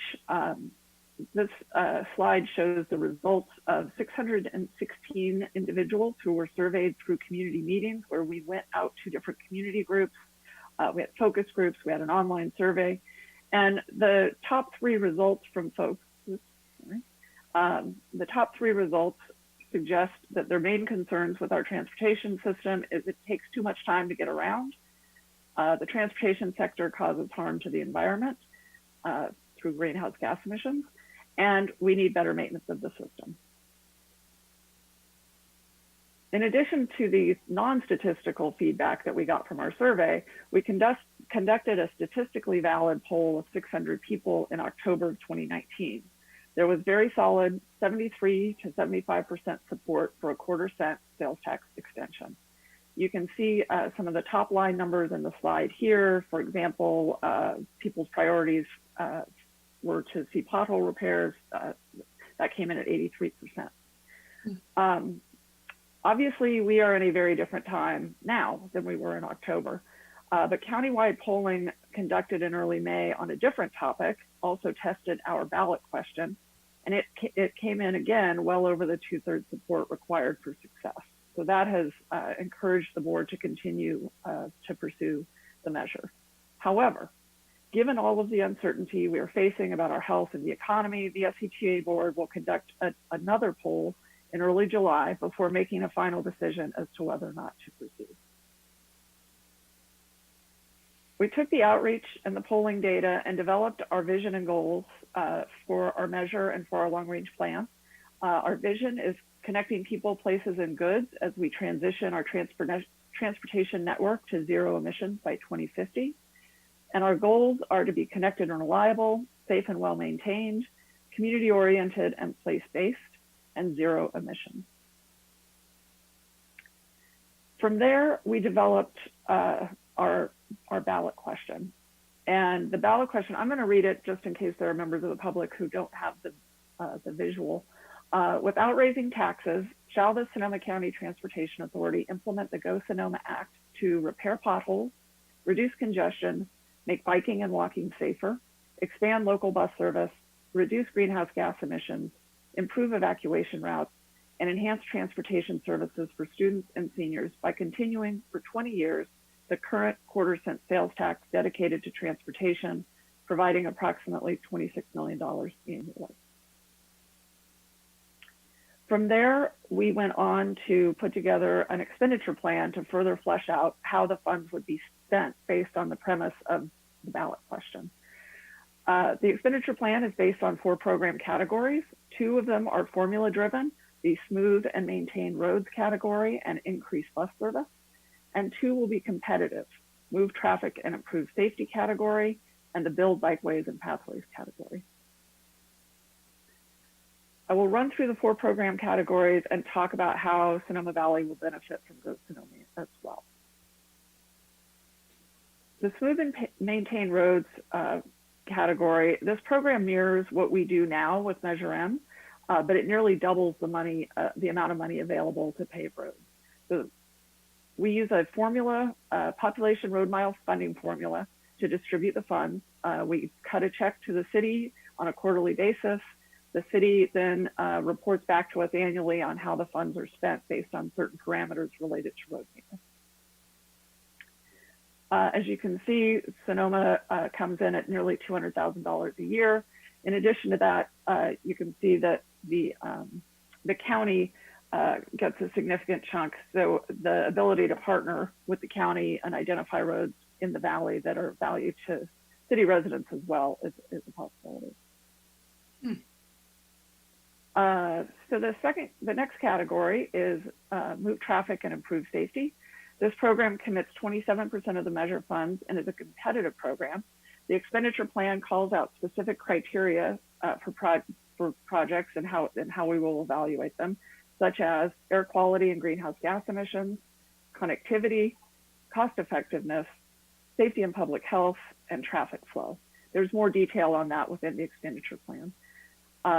After going through a screening process, they will be further assessed, again, based on how the projects reduce greenhouse gas emissions, how quickly they can be built, and the ability to create jobs, and how they address geographic equity. All projects will require an environmental review, engineering, and a 15% matching funds before construction can begin. Each jurisdiction has provided the SCTA with priority projects that serve as examples of the types of projects that will be funded from the move traffic and improve safety category. The list for Sonoma Valley includes several intersection improvements in the city, safety improvements on 5th Street West, and a citywide bike and pedestrian improvement project. In addition, in Sonoma Valley, the county has prioritized the 8th Street East corridor along with the Sonoma-Shellville Trail and the Sonoma Valley Trail. Funding in the Go Sonoma Act for local transit improvements will go to expanding and enhancing local bus operations to provide a more reliable service that works for more people. The measure more than doubles the local funding commitment to bus service, with 23% of the measure guaranteed for transit. Go Sonoma will fund a community benefit program to provide fare-free rides for groups like students and seniors, and this will address an immediate need, plus it can be used to match state and regional programs that will allow us to grow the fare-free opportunities. This is a formula-based program that is dedicated to our county's 3 bus operators, Sonoma County Transit, Santa Rosa City Bus, and Petaluma Transit. The last program is Build Bikeways and Pathways. This is a competitive program that is focused on better separating bikes from cars and making it easier to bike and walk for people of all ages and abilities. It includes building new infrastructure for bicycles and pedestrians that will increase overall safety, close critical gaps in existing routes, and promote the use of active transportation through community benefit programs like Safe Routes to School and Vision Zero. Go Sonoma quadruples the commitment of local funds to bike and ped projects, with 12% of sales tax revenue dedicated annually to this program.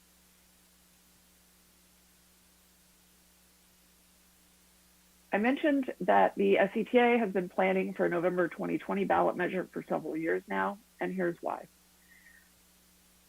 The biggest reason is that we have a lot of work to do and our current sales tax is nearly spent out. We've been very successful with getting projects done, and the remainder of the funds are committed to future projects. By extending the local tax now, we can get new projects of all types ready to go. And this will not only provide benefits to people traveling in Sonoma County, but it will provide jobs to help with economic recovery. There are a lot of other good reasons to proceed with the measure in 2020. We have a proven track record, and we need to continue the work that allows people to move efficiently and safely. Having continuity of funding matters when it takes you years to build projects and plan for transit. We need to keep our self-help county status It enables us to compete for state and federal funds, and we don't want to lose that leveraging opportunity.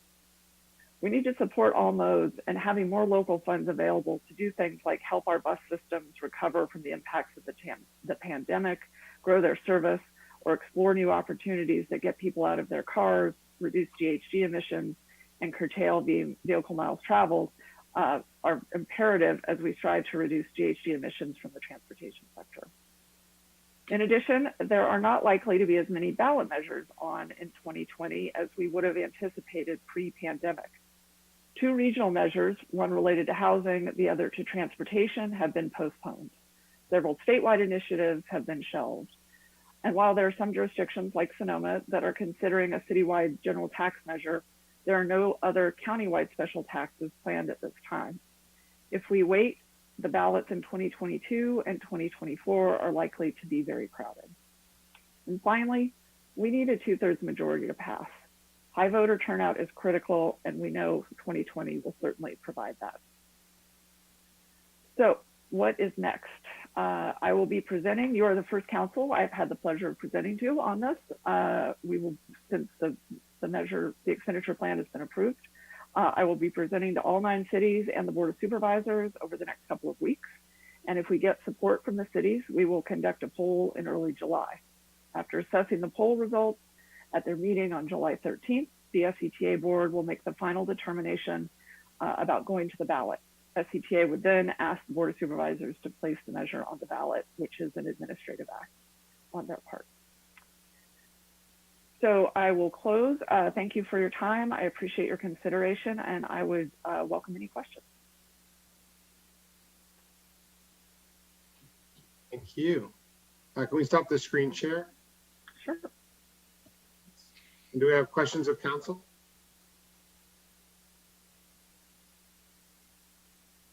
No questions? Suzanne, can you describe, if you didn't already, the difference between the previous measure and the current measure? In terms of the content of the expenditure plan? Yeah. Yeah. So Measure M back in 2004 was very much focused on widening Highway 101. 40% of the measure was dedicated to 101. We have leveraged that 5-to-1 and gotten that project built. The last phase is under construction. So in addition to that, there was 5% of the money that was dedicated to SMART. So 45% of the measure is no longer needed for its original purposes. So the ability to repurpose an expenditure plan and shift the 45% around to other categories has been the main part of the discussion as we crafted this new measure. So it's become a lot more local project oriented, a lot more transit and bike oriented, and yet still provides the opportunity to double the amount for local roads paving, double the amount for transit, and quadruple the amount for bike ped. And then, do you have a question, Rachel? I have a procedural question. Sure. Mine was to Kathy. So I see that the recommended action is council discretion. So what is desired from us this evening, other than hearing this wonderful presentation? So the question is possible action to support the measure. That is kind of the requirement that Suzanne needs to, she can, as she mentioned within the presentation, they need a majority of agencies with an overall population plus the Board of Supervisors to basically take action and support the measure in order to move forward. So that's why this is before you to consider action. Is that just a vote of support, or is it like a letter? I'll let Suzanne answer that question. What is needed? We need a motion and a second and direction as to whether or not the city council authorizes the SCTA to proceed with the measure, to put the measure on the ballot. Yeah, through the. Are you done, Vice Mayor? Because yeah, I'd like to kind of add on to what Vice Mayor Hundley was saying. If the direction tonight is to proceed to put it on the ballot, is one thing, or are you asking for our support of the ballot measure. I was actually going to make that distinction. The action tonight is to authorize or to cast the city's vote as to whether or not you authorize us to put it on the ballot. Whether you endorse the measure once it is on the ballot is a different question. I mean, that may be a distinction without a difference in some cases, but procedurally, what we are seeking is the city's approval to advance the measure to the voters. All right. Any other questions of council? No? All right, we'll bring it out to public comment. LaTanya, why don't you go ahead and, well, I guess we'll do the same order. So we'll go ahead and start with the attendees. I see Eris Weaver with her hand up.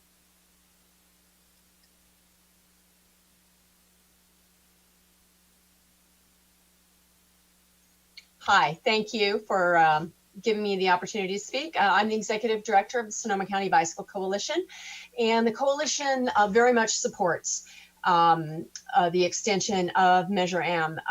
First, the SCTA staff and board has spent an incredible amount of time working with a really broad swath of community groups to really get this crafted in such a way that there would be wide support of it. I personally spent many hours in various meetings with folks representing the business community, the environmental community, and other organizations in getting that expenditure plan tweaked just right. Across the state, overall traffic fatalities have been going down, but bicycle and pedestrian fatalities have been going up. And we just lost another cyclist just within the past week. Since this measure quadruples the amount of funding for bicycle and pedestrian infrastructure, will just make all of our roads so much safer.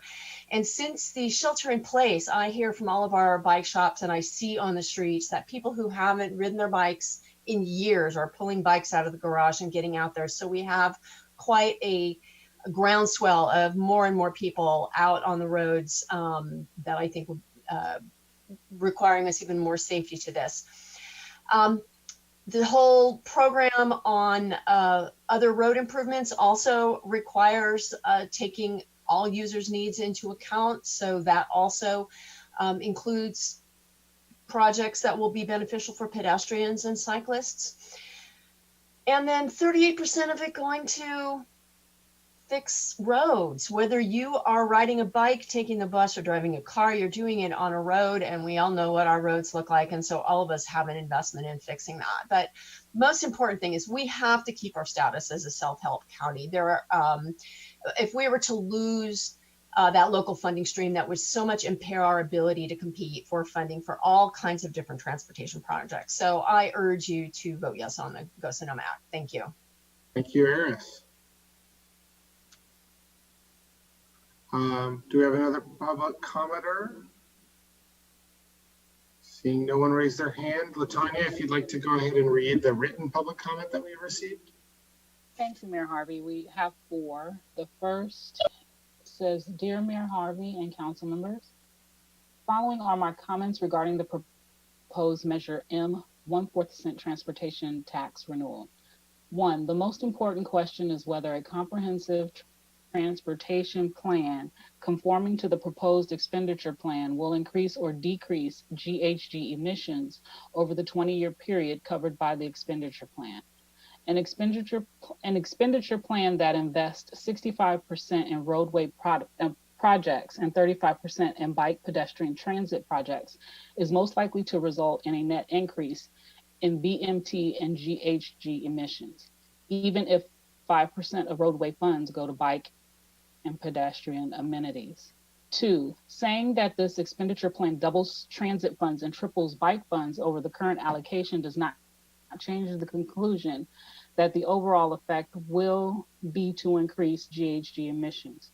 Simply citing a multiple of current grossly inadequate funding does not negate the overall effect of 65% to 35% ratio in favor of roadway projects. 3, the projects that accommodate more auto travel will increase GHG emissions substantially more than the projects that provide new bike lanes and pedestrian walkways will decrease emissions.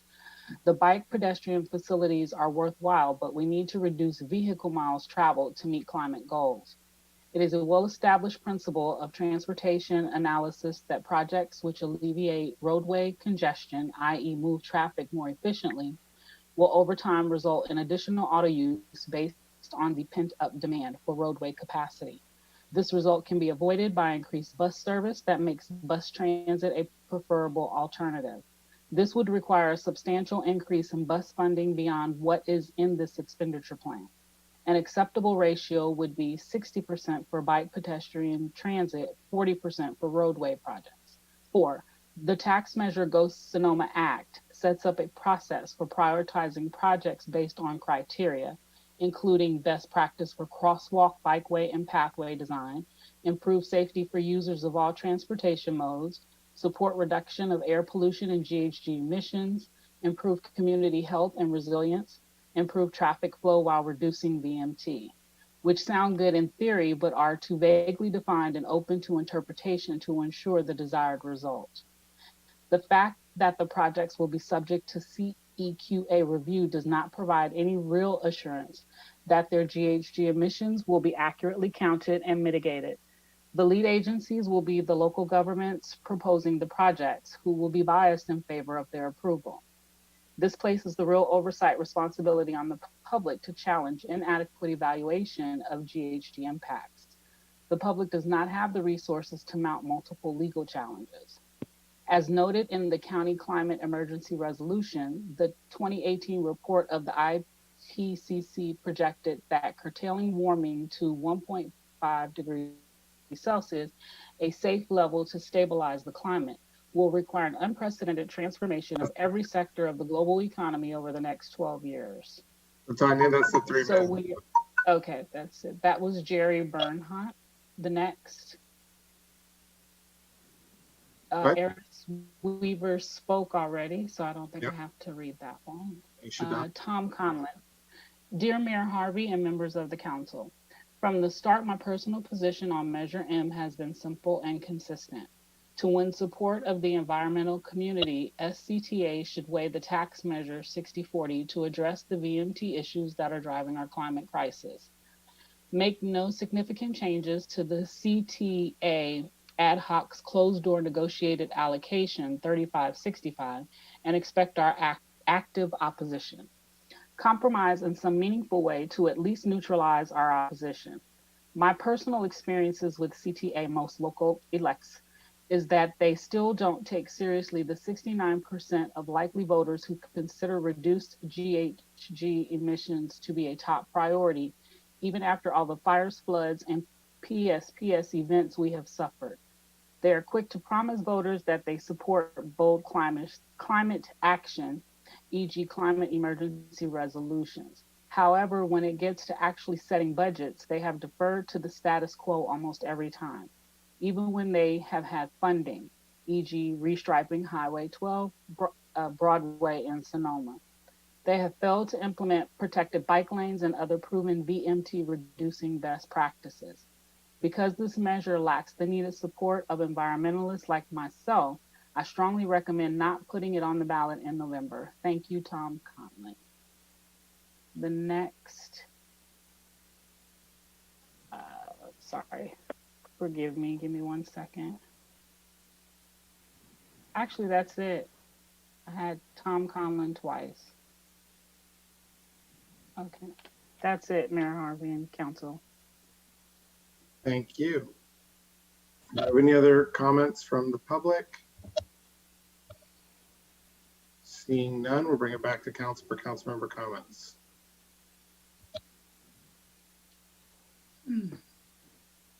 Well, I have, this is Madeline. I have a comment. You know, it's a shame that we're talking about these things. Suzanne always has a wonderful presentation. It's a wonderful board, but we shouldn't even be talking about all these improvements for automobiles and gas emissions that are happening. If we had made, before many of you were born, a decision to bring Bart up here, Suzanne's request would be far different, I think. But it's not so, and I'm just saying I'm sorry about that, and there's no way to turn this around. But we're going to continue to do the same thing because our roads are going to go bad again, and all of these things are going to happen again. potholes. So I'm sorry that Sonoma County, even though I think the Transportation Authority does a great job, it's still out of step with what really is needed for us and for the county. And it's a shame we weren't able to make that decision. What would that have been 40 years ago? Thanks. I support this, but I'm just saying it's sad. Okay. Ready? I thought it was a great presentation, and I support the work that went into making it more bicycle friendly and bus friendly. But I am not going to support the tax. I think this is the wrong time to bring forward a tax. We have our own tax measure, and I think that the appetite for taxes in this economy is going to be really, really low. And so if we can only have one, I'm going to have to pick our own sales tax, in addition to which sales taxes are regressive, and a lot of great things can happen with tax money, but I don't think we should have regressive taxation as the funding source for public transportation, really. So. Okay. Other comments? Yeah, I'll go next. Yeah, I do believe it's probably the poor timing. I will not be supporting this tonight.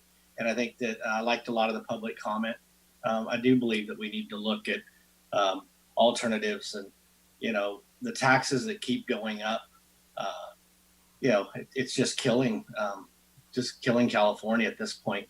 But even with that said, you know, coming back in 2022 would be a lot better than right now, because there's just too many unknowns. So I will not be supporting it. I do support putting it on the ballot. I think that there will be a lot of competition, and it will be interesting to see how it turns out. It looks like there's still a lot of public support for this issue. And looking at when people vote for tax measures, they tend to start with the local. So I think that it's not going to take away from ours. And, you know, Sonoma's county is in a tough spot because it's very big and there's many roads and places are very far apart. But I enjoyed the presentation and I found it very informative. And so I think that this one deserves a shot before the people.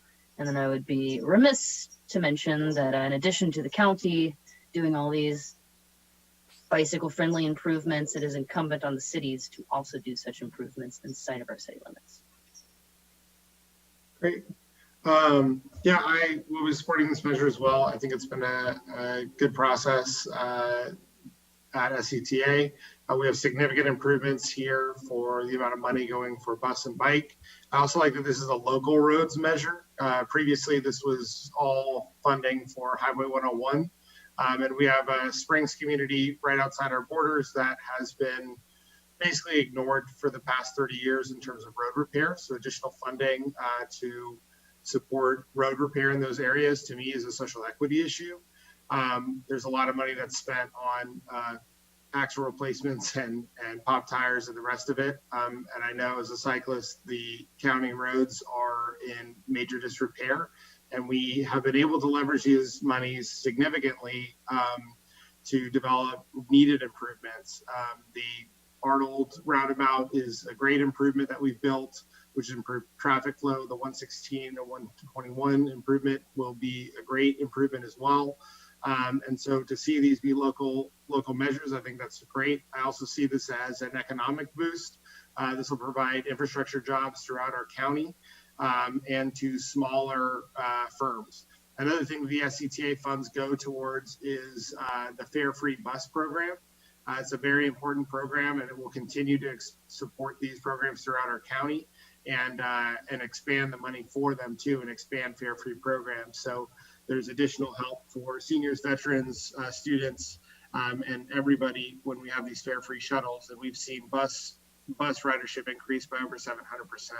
Not approving this will leave our buses in a dire situation if they don't get any money. In fact, we're getting a major increase. I like the fact that the road improvements include significant money for additional pedestrian and bike repair or improvements as well, so that we have multimodal transportation throughout the county.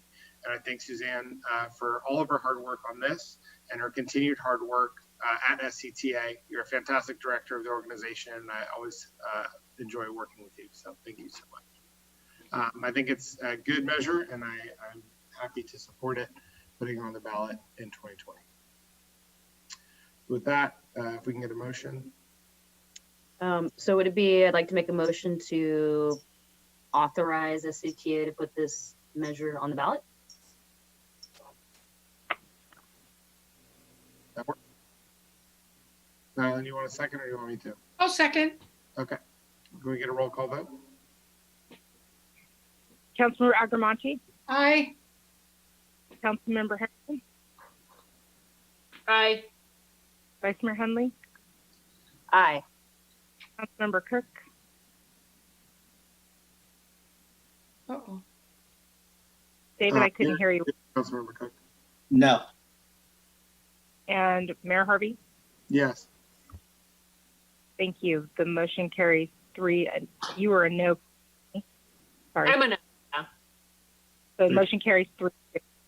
Thank you. I might have said aye by accident. Sorry. I'm a no. I was confused. Sorry. Sorry. All right. Thank you.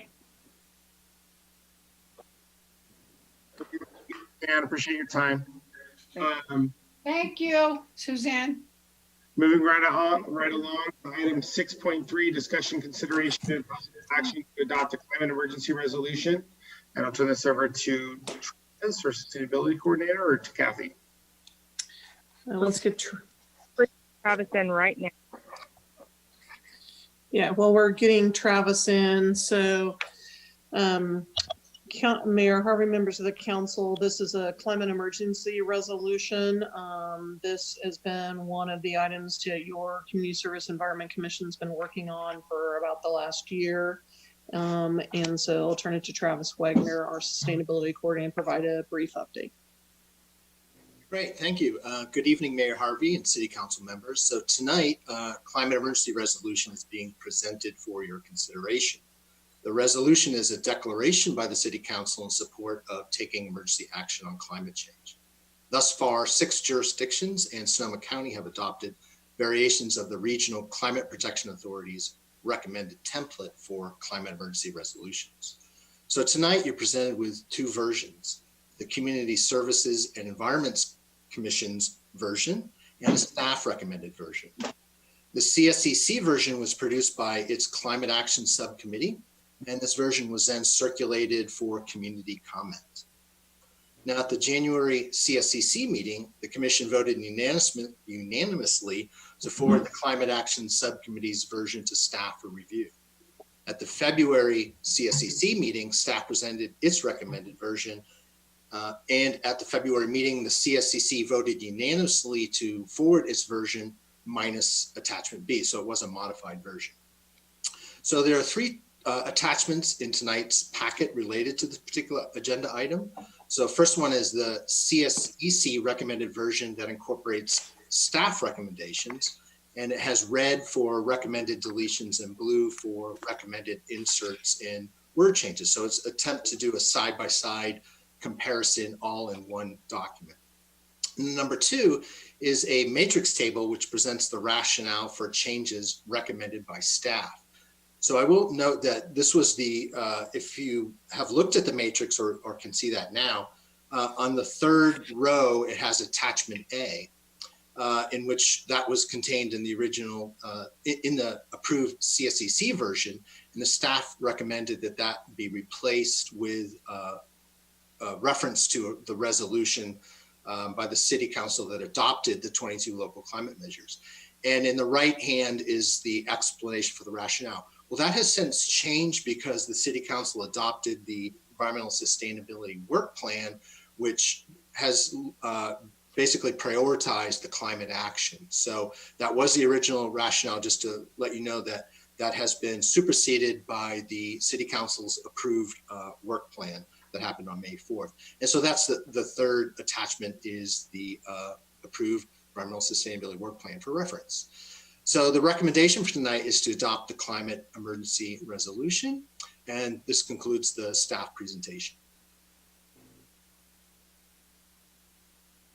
All right, do we have questions of council?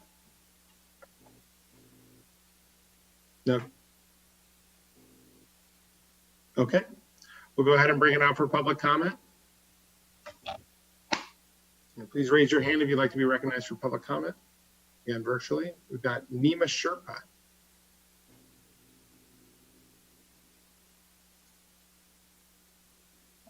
Hi. My name is Nima Sherpa, and I'm a senior and the president of Earth Club at Sonoma Valley High School.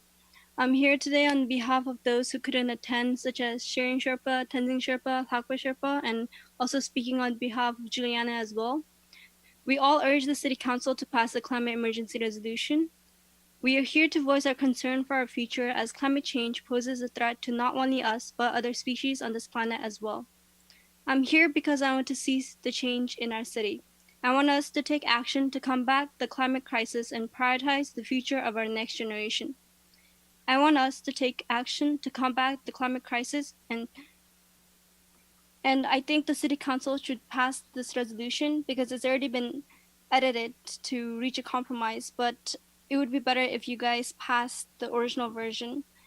And now the younger generation is paying attention to our leaders and demanding action. We are not going to stay silent any longer, but rather demand action and make sure that action is taken. My future is at risk. Our future is at risk. And the whole planet is at risk. And we want to see action taken to address these concerns. And it should start with the city. So I really urge that all of you guys pass the climate emergency resolution. Thank you for your time. Thank you, Nima. We have Co-Leary. Hi, yeah, my name is Kelly O'Leary. Kelly. Hi, Kelly. But yeah, O'Leary, perfect. I like it. Yes, hello. My name is Kelly O'Leary. I'm a science teacher at Sonoma Valley High School and the faculty advisor for Earth Club. Thank you for prioritizing the climate emergency resolution. It's affirming to know that this is a priority at such a turbulent time. We are already in a post-climate change world. The global average temperature has increased by about 0.9 degrees Celsius. If we stop emitting greenhouse gases today, the built-in warming from this pollution would cause another 0.6 degrees Celsius increase before temperatures stabilize. This is why the crisis is so urgent, because to go beyond that combined 1.5 degrees Celsius of warming will be catastrophic. Scientists are alarmed and concerned by projections of a 2 degrees Celsius increase. We are on track to reach 3 or even 4. At 2 degrees Celsius, we lose almost all coral reefs, destabilizing the vast majority of ocean ecosystems and removing a food source for more than 500 million people.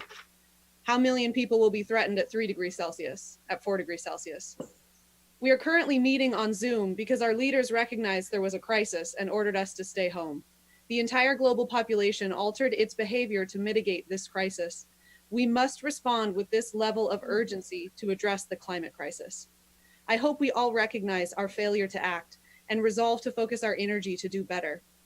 I would like to see the CER pass today, but I'm curious to see which version will be accepted. My students and I added language that references climate justice. I believe we might have asked for more than you anticipated, but hear me when I tell you that it is required. Economic and racial injustice are at the heart of the climate and ecological crises. Our community's government is largely white, while the student population at SVHS is largely Latinx. This is injustice. The most polluted neighborhoods of our community are largely Latinx. This is injustice. I know that the members of this council care deeply for all residents of our city, but if our city wants to overcome the climate and ecological crises, if it wants to make living here affordable, if it wants to uphold our values of equality, then we must recognize that these problems are inherently entwined and will only be solved when they are addressed holistically. So if the CER passed today does not include policies inspired by the Green New Deal and does not include the establishment of a committee that is representative of our population, then I want to see future actions that will address these issues, because to not solve them is to fail. And in this case, failure is not an option. Thank you for your time. Thank you, Kelly. Next we have Tom Conlon.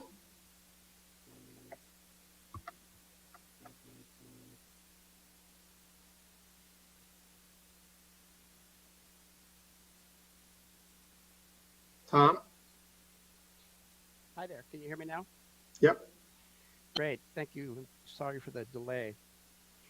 I'll be brief. I, too, am curious to see which version you will adopt. The Community Service Environment Commission was surprised, I think, that the students showed up and had even stronger things to say. And I'm disappointed that some of those things have been pulled back in the newer draft. So I will be interested to hear how you decide to proceed tonight. Thank you for consideration. Thank you, Tom. We have Laura B.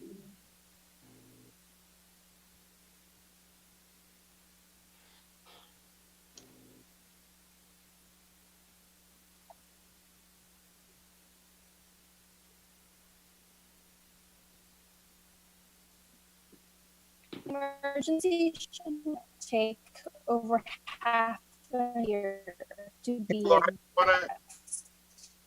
you want to this is long overdue. As a student at Sonoma Valley High School. Laura, you've got kind of a bad connection. Do you want to start just to begin? My name is Laura, and I'm part of the Sonoma Valley.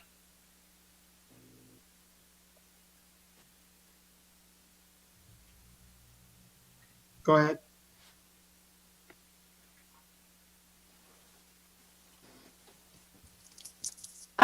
I want to express my feeling of urgency for having this climate emergency resolution passed.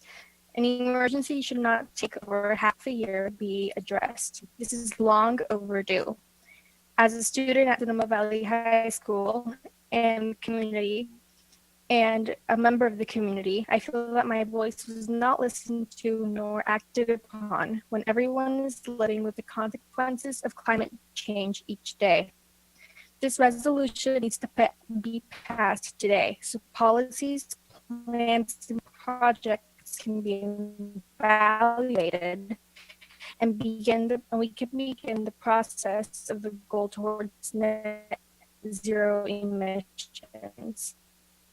Please listen to my voice. I am concerned for my future. I want this resolution to be passed today. This is urgent. Thank you. Thank you, Laura. And Latanya, I'm seeing no more people raise their hand for public comment. Okay, dear members of the City Council, thank you for taking up the challenge of the climate crisis through our consideration of a climate emergency resolution. Please consider these comments on the draft CER during your deliberations at the council meeting this evening. The whereas section of the CER clearly establishes the nature of the climate crisis and the need for urgent committed action on the part of all levels of government. It is disappointing to see that in the second resolved of the CER language is proposed for insertion, seeking to reduce citywide GHGs. That does not reflect either urgency or commitment in achieving GHG reductions. I would propose replacing seeking to with setting as a goal. In resolved 3, the word immediate is proposed to be struck, but no alternative time frame is proposed. When does the city propose to begin this evaluation? If the climate crisis is urgent and an emergency, then integrating consideration of the consequences of any city action from the perspective of the climate crisis should begin immediately. As part of analysis and preparation of items coming before the council for consideration and should be followed in the near future by a comprehensive look at city activities. For example, consideration of the budget for the fiscal year 2020-21 should be evaluated from the perspective of GHG reduction opportunities and not postponed to the next budget cycle. In the next to the last resolve, the city commits to a goal of net zero GHG emissions by 2030. I appreciate and support this commitment. Sincerely, David Leland. Next. Hi, my name is Cassim Palladini and I'm 10 years old. The climate change is a big issue that needs to be taken seriously. Some using fossil fuels say our small town won't make a difference, but it all starts with one small town. Climate change is an emergency. That's why we need the climate emergency resolution. We need to act now. This is our one chance because there is no planet B. We need to protect our planet for the benefit of everyone. The future lies in our hands. The last email, dear City Council members, I am writing in regards to the climate emergency resolution. Climate change is an existential threat to current and future generations. Cities produce approximately 75% of global CO2 emissions. Therefore, they must be an integral part of the solution.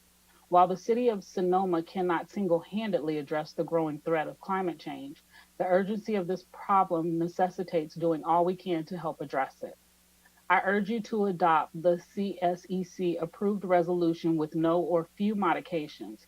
Here are my comments with some specific staff recommended changes. Whereas number 16, please retain whereas number 16. The strength of the language matches the urgency of the emergency. We can no longer ignore the effects of our individual and collective actions have on our fellow humans. People are literally dying, and it is not excessively strong. It is appropriately strong. Resolve number 2, please remove the recommended insertion of seeking to. Mitigation, seeking to reducing citywide greenhouse gas emissions to net zero. This eliminates the goal of actually reducing emission to net zero. As worded, the city can simply seek to reduce emissions. We've seen how far these vaguely worded goals passed around the world have gotten us. You must retain the specific stated goal. We may not achieve it, but we should retain it as a state goal. Resolved number 3, please retain the word immediate. That the city of Sonoma will begin an immediate evaluation of all existing and emerging policies, plans, projects, purchases, and priorities. It is, after all, an emergency. We've waited long enough. Evaluation should begin immediately. Resolved 5, please retain the other documents that were removed in the staff recommendation, zoning ordinance, and other documents guiding local land use and development. Resolved 7, please retain the language forming a climate emergency committee. It may create additional work for members of the CSEC or subcommittees, but the work required to address this emergency is essential, as is the specific inclusion of marginalized communities. Those on the front lines of the impacts of our fossil fuel economy deserve a voice in guiding the response. Resolve number 12, please retain the key initiative proposal as written by the CSEC. Addressing the climate emergency should not be in competition with the many other items. That's it? Okay, this was Jennifer Palladini.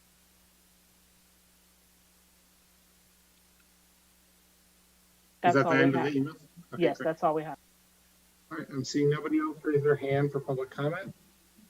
I'm gonna go ahead and bring it back to council. I'd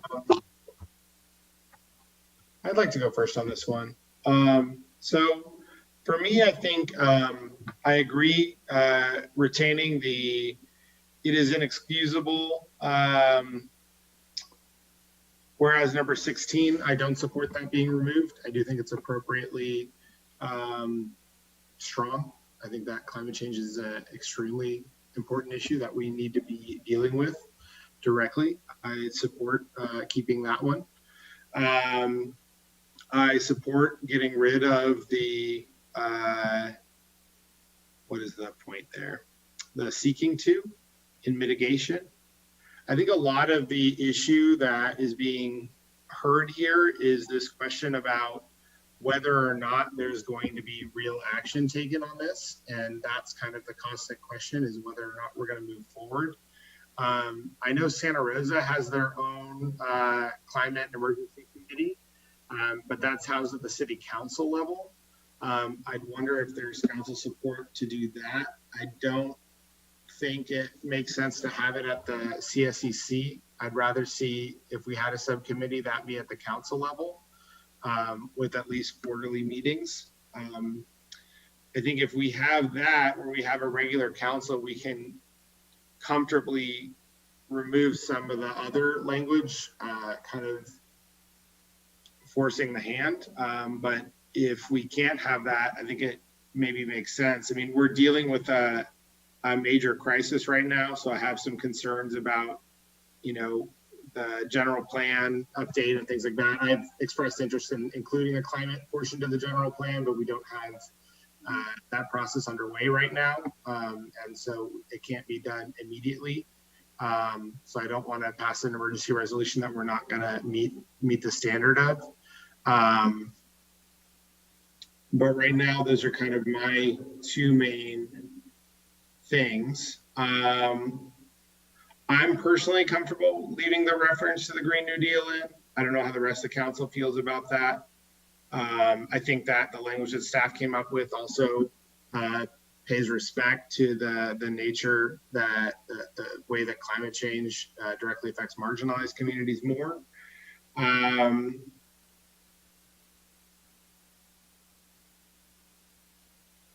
And I think that if we have a climate subcommittee that's made up of the city council, then I think that it will remain a high priority and a key initiative because we'll have a standing committee that deals with that. Go ahead, Rachel. Thank you. First, just as a note that I just feel like the sort of double red line is really helpful in seeing the changes, but I don't think it really is very conducive to talking about it because I'm going to list what I think should stay, and it's tedious, so bear with me. But first, I wanted to say that I thank you to everyone who worked on this. I had a chance to go to the high school and speak with the club and have them present this resolution to me, explain to me why it is written the way that it is. And I think that particularly for our Gen Zers, that they see a sense of urgency that perhaps some of us older generations, including myself as a millennial, may not feel. So I think that, maintaining some of the spirit of urgency would be a good thing. And it's a little bit uncomfortable. It's not the way government likes to operate, but we all know this is a very important thing. And at some point, cities are just going to have to face the facts and make it their top priorities. So that being said, so overall, I would support the staff version, but with keeping certain sections. And if you will indulge me, I would like to tell you which sections I think we should keep. The first one is on the second page of the resolution. It's the fifth whereas. Mayor just referenced it. It was referenced in a comment, but it starts with whereas it is inexcusable to do too little too late. I would like to keep that one. Next, on the same page, the first, be it further resolved that the city of Sonoma commits to a citywide climate emergency. Like the mayor, I would like to get rid of the phrase seeking to for the same reasons. On the next page, the third page of the resolution, I would like to keep the third be it resolved on that page, be it further resolved that the city of Sonoma will develop a climate emergency subcommittee. I think it should be a joint subcommittee between the city council and CSEC. I like your thought of meeting quarterly. I also feel the same sensitivity of the circumstances that we are in, and that things are a little bit chaotic. So I would like to adjust our expectations, but it's also something that could be easily put on the back burner, and it just needs to be something that is regularly studied. And when we get out of this situation that we're in with the city, that it's time won't be necessarily lost. So keep that, but make it a joint subcommittee. The next one, be it further resolved, the city of Sonoma will ensure that its sustainability coordinator similarly reference a joint subcommittee. Then I think the eighth, be it resolved on that page, which says, be it further resolved that the city of Sonoma hereby establishes the development and implementation of the actions called for in this resolution as council high priority key initiatives. I would like to keep that. And then skipping the one that the city added, which is, I guess that one's redundant now. So getting rid of the one that the city did, the watered down version. And then the next one, which is be it further resolved that the city of Sonoma to set a clear example for the community. Similarly, as with earlier, of getting rid of the seeking language to get rid of the goal language and keep the more direct language that was in the original. And so that, if that was understandable, that is what I propose. It is the staff version. And as far as attachment A, I agree. I think that the work plan is having been around when we adopted the Climate Action 2020 initiatives, and just that process that was involved and sort of just like picking things and some of them having like a relatively small impact, whereas there's things with larger impacts that can be. So I like the way that things are going now. And I agree with the replacing attachment A. And I think that's everything I was going to say. Yeah. Oh, and then also just to reference the Green New Deal language, you know, I understand it, but I think it's going to make it a dated document. And so I'd rather sort of express what is intended in this document rather than reference something that is sort of far away and that will be not explicitly remembered in detail as intended by this document. So that part I support taking out. Councilmember Cook? Yeah, I'd like to start off by saying that I appreciate all the work the CSCC has done. I totally agree with almost everything that they have said. As a father of four, I'm horrified every day by what I see. Sometimes words are just not enough. Actions are what we need to take place. I think the biggest question that we have is it government's role or is it the people to change their culture? I think it's both. And I put the blame on both. I was horrified when I went to Safeway the other day. I do know that we're in a pandemic, but I voted against I voted for the ban on plastic bags. There are so many plastic bags going out of Safeway, and I understand we're in a pandemic, but you know, there's other things that we could be using. And then you look at what's going on with our recycling, what we're doing with even, not to bring up the Broadway too much, but one of the reasons I voted the way I voted is because I didn't want idling cars down Highway 12 because it is a state highway. So with that said, that's why we need a subcommittee. And I did like one of my colleagues, I'm not sure which one, or maybe both, Mayor Harvey and Vice Mayor Hundley, both stated they'd like to have it joint with the CSCC. I totally agree with that. I think it's time that we put actions in place. I don't want to make the goals too high that we can't achieve, and I don't want to do lip service. But I think Sonoma needs to look at the partners that we have, especially with our garbage and the recycling that we have. There's a lot of talk about water. I know that we're not in a drought right now, but we still should be talking about it when we're looking at different ways of our building and try to support the infrastructure to try to go to where we don't use as much water. I'm a farmer and we're environmentalists. I mean, we were the first environmentalists.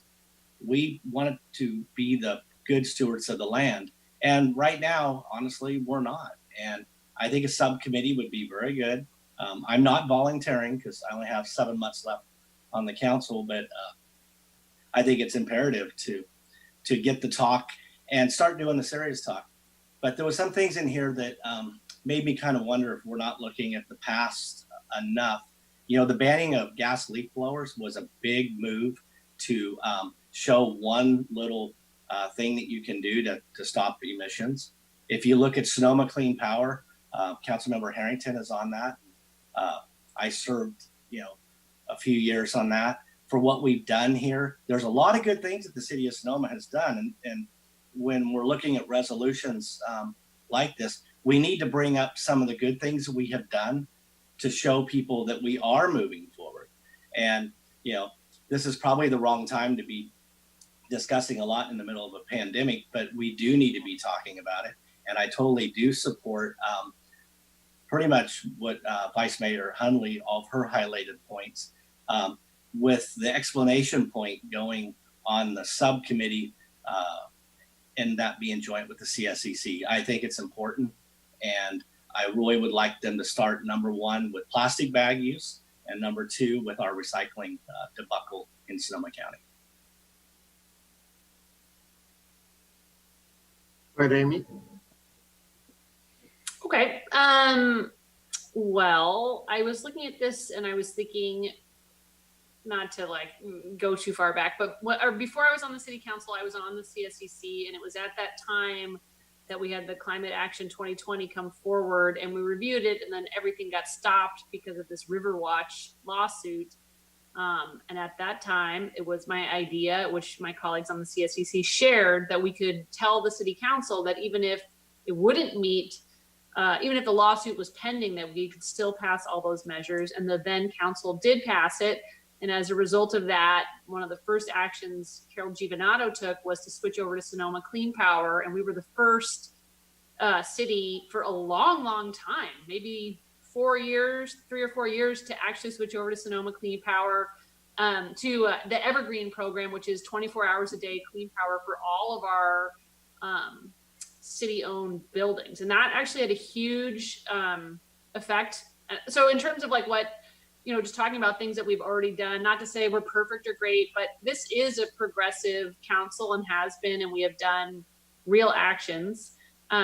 In terms of, and I think that's what we should continue to do. And I see this resolution as a vehicle for a discussion, but not an endpoint. And so earlier this year, when we were talking about the building code, we had an opportunity to vote for a REACH code, which would have had even stricter standards. And at that time, I can't recall a single activist coming out in support of the REACH code. That was an opportunity that we missed. Perhaps I didn't bring it forward either. That's not a criticism of anyone, but I'm just saying that we've had opportunities to at least have a discussion about taking further actions, which I think a subcommittee would be helpful for. And I think having younger activists involved is wonderful. And I liked having the students give their public comments tonight. I think that's really important for us to have you involved. So in terms of the resolution, I'm open to the proposal that Councilmember Hundley made. I think the real improvements can be made by having specific concrete proposals in the future about things we can do, like switching to Evergreen or implementing a REACH code. And those are things that are going to take activism and organizing and education of the council and the public about what those are. But I think we have a lot of people interested in doing that. So I would support that. I support having a subcommittee. I think we have some really great people on the CSEC, so I would want them to be involved in that. And then I think sort of like informally or formally, it'd be great to have a student on there who's really interested in this, in these issues, and get their perspective as well. Thank you, Amy. Madeline? Sure. Well, I'm going to be as gentle as possible. This doesn't even feel like a resolution. It feels like a manifesto. So I think that's fine. And I'm excited that younger people are involved with this, and people from the school district, from the high school, which I think is important. But I don't know. That's all I'm going to say. I think it's a wonderful document. I agree with Vice Mayor Hundley. As I said, it feels like a manifesto, and it's like, it's a vision, not a mission, not any of that stuff. So I don't know what to say, but I think it's fine. All right, great. So I also got the opportunity to meet with the students at the high school, and I've been coordinating with Kelly, and I appreciate the work that everybody's done to get involved and bring this to us. I appreciate the work that staff has done to look this over and put this in line with what they think is achievable. But I also think that we need to move on and move forward. Most of what they proposed are the same conditions and issues that I raised in my initial comments, and I support that.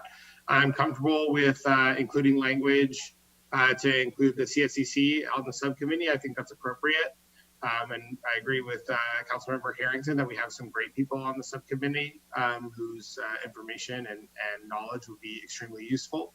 I think that, the city of Sonoma has done great work on this. I agree with Councilmember Cook that the leaf blower issue was a big part of that. I agree with Councilmember Harrington that getting us on Evergreen, first city in the county to do that, was a great achievement. Also switching all of our light bulbs to LED and the rest of that. And we should continue to celebrate what we have done, but there's always places we can go further. We should maintain our status as a leader in climate. We should acknowledge too that we're going through a major budget issue as well right now, but hopefully we can see that repaired and have additional monies to support the work that we want to do. But I think it's important that we have a subcommittee so this stays front of mind for the council, and whatever we can do to maintain that subcommittee. These 5 individuals will not always be on the city council. So I think it's incumbent to try to make it a little bit more structured. I don't know how we do that. I frankly don't know how we make sure that it's more of a standing committee that continues on. I appreciate Travis's work on the sustainability work plan. I think there's a lot of fantastic goals in here that are achievable, that are right sized for the city. And there are some, I think there's also a good use of that city council time is AB 1383, which is an incoming state legislation that will require basically every single business within the city of Sonoma to start composting. And it's something that we're not ready for. It's something that's going to take a lot of outreach to do. And I think that having some council member oversight over that is key. And it's a great climate initiative too, because removing compostable waste from our waste stream will reduce greenhouse gases as well. So it's a concrete solution there. I think, I don't know, Kathy, if you need us to run back through what I heard, or if Rachel, if you want to run back through what you said, the ones that I pointed out, I know were I don't think you need to run back through them. I mean, I think when we've got the tape, if there's any question, and I think I was watching Travis take notes and myself take notes. So I think we've got, and Vice Mayor Hundley was pretty clear in terms of how she went through. So I'll look to Travis to see. I think I've got clarity. Travis, do you think you've got clarity as well? Okay. I'm sorry, Logan, can I just throw something in? Is there CRV in here? I don't remember. That's one of the most important things. I'm surprised everybody's missed it. I'm sure, Travis, you haven't. We have no recycling here for CRV, for bottles, cans, all of that. It was taken away from us from Cal Recycle. And that's bad. That's so horrible. So I would say keep our fingers crossed that we get the grant for the mobilization of a mobile unit that will come pick up CRVs. We have people now that depend on the money from CRV reimbursement who now have to travel to Petaluma or Napa. And it's, what do you do? Waste gas to go get money? I don't get it. So that's something I would like the students to take a look at, and hope that they can support that as well. That's something real important to a lot of people here in Sonoma. Thank you. And Madeline, I have no doubt with your work and your advocacy at Zero Waste Sonoma that you'll get that done for us. Well, we're working on it. Unfortunately, when you're a small city, you're not important. So I'm not getting used to that. Well, you have a tendency to make your voice heard. So I think we're well represented by you. Thanks. Mayor Harvey, can I just, so I think we have captured, and I'm hearing consensus from the council, we'll have you take formal action about the recommendations from Vice Mayor Hundley. The other question about a committee, I did want Jeff to speak. I know we've talked about in the past about having 2 council members and 2 members of the CSCC, and he has some Brown Act considerations about how we do that. So what I can see, so I just want to see if he wants to speak to that. I think the other question, again, if the council wants, if you want to make an appointment to the subcommittee now, you could do that based on how the agenda is written. We would not have to re-agendize this. And again, then the other question is it a standing committee or an ad hoc? Standing committee would require Brown Act and noticing and those requirements. versus an ad hoc would not. They would just be each with the commission members. So those are just some considerations if you do want to take that action tonight, which you could.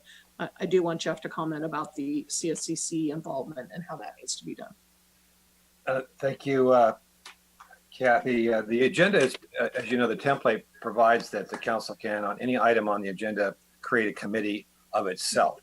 But that's all. You cannot create a committee tonight that's made up of 2 council members plus other people.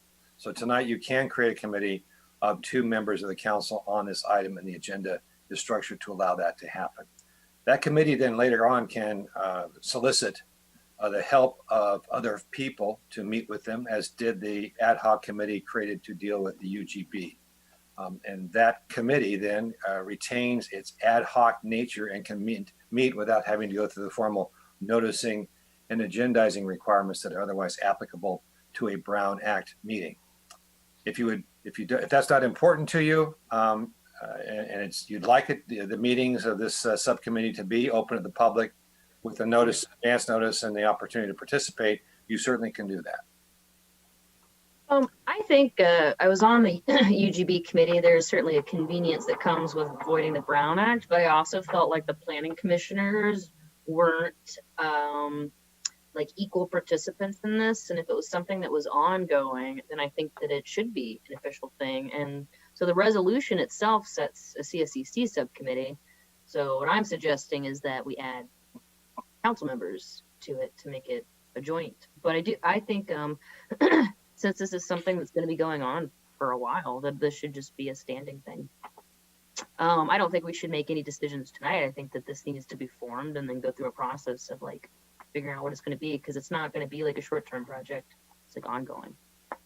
So Vice Mayor Hundley, if that's kind of the pleasure of the council, what you could do is appoint 2 members of the council tonight to help shape what that would look like as an ad hoc, and then it could come back to the council if you want. So this thing could evolve a little bit. You could start, and then maybe you come back and say, okay, now we want it to be a standing, and we want that, make that formal request. So and from describing that as a joint, like, so if the resolution called it a joint, seems like it'd have to be but if it was going to be just the city council, would it just have to be a city council subcommittee in the resolution itself? Well, tonight there's nothing on the agenda that indicates you're creating a joint committee. Totally. Well, I'm just saying the resolution that was on here was going to create a CSCC subcommittee. But so with the amendment, it would just be adding city council to the CSCC subcommittee that was in the resolution. Well, I guess it was in the original draft of the resolution. Well, I think the other question, just Mayor Hundley, maybe on the, if you're going to do a subcommittee, I mean, the subcommittee here, the language was, it was in the resolution, draft resolution was very specific in terms of having other stakeholders, and it was a different vision. So I think, again, maybe in kind of where we are with timing and need to scope this, if there is a council subcommittee wants to come back, get put together now, and then we could come back with what you all think that should look like. It's a pleasure of the council.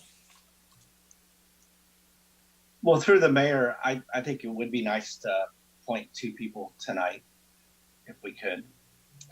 And I would like to at least have one of the persons be Madeline Agrimonti, because she's on the looking like that. I think it's very important. I brought up recycling also, Madeline, but it's one thing that is really horrific here in Sonoma. And that's one thing that I think that we need to really look at. So I would like to be appointing people who are part of something at the beginning, and it can always change, as council members always change. And the other one, it could be any of the other, except for me. I've only got 7 months left, and it wouldn't be enough time. So. Well, CRV is very important to me, and it's very important to the people of Sonoma, people who actually, they add to their income by recycling, and that was taken away from us. And Safeway was supposed to be paying a fine of $100 a week and never spent a penny, and we suffered for it. So you know, I want it to be in here and it's not, but if somebody else would prefer to be on this committee, that's fine, and I can advise about what I found out about CRV. I know the Grocers Association, when I got crazy about it, called me and told me to stand down about this issue. Don't threaten the store. So it's kind of fun. That's my kind of play. But you know, if somebody else prefers to be on this, I think that would be great. I can actually give information about CRV. I don't necessarily have to be on the committee, although I'd love to work with the students. I think as a scoping subcommittee makes sense. I'm just wondering what the words are going to be in the resolution. Like, what is it going to be described as?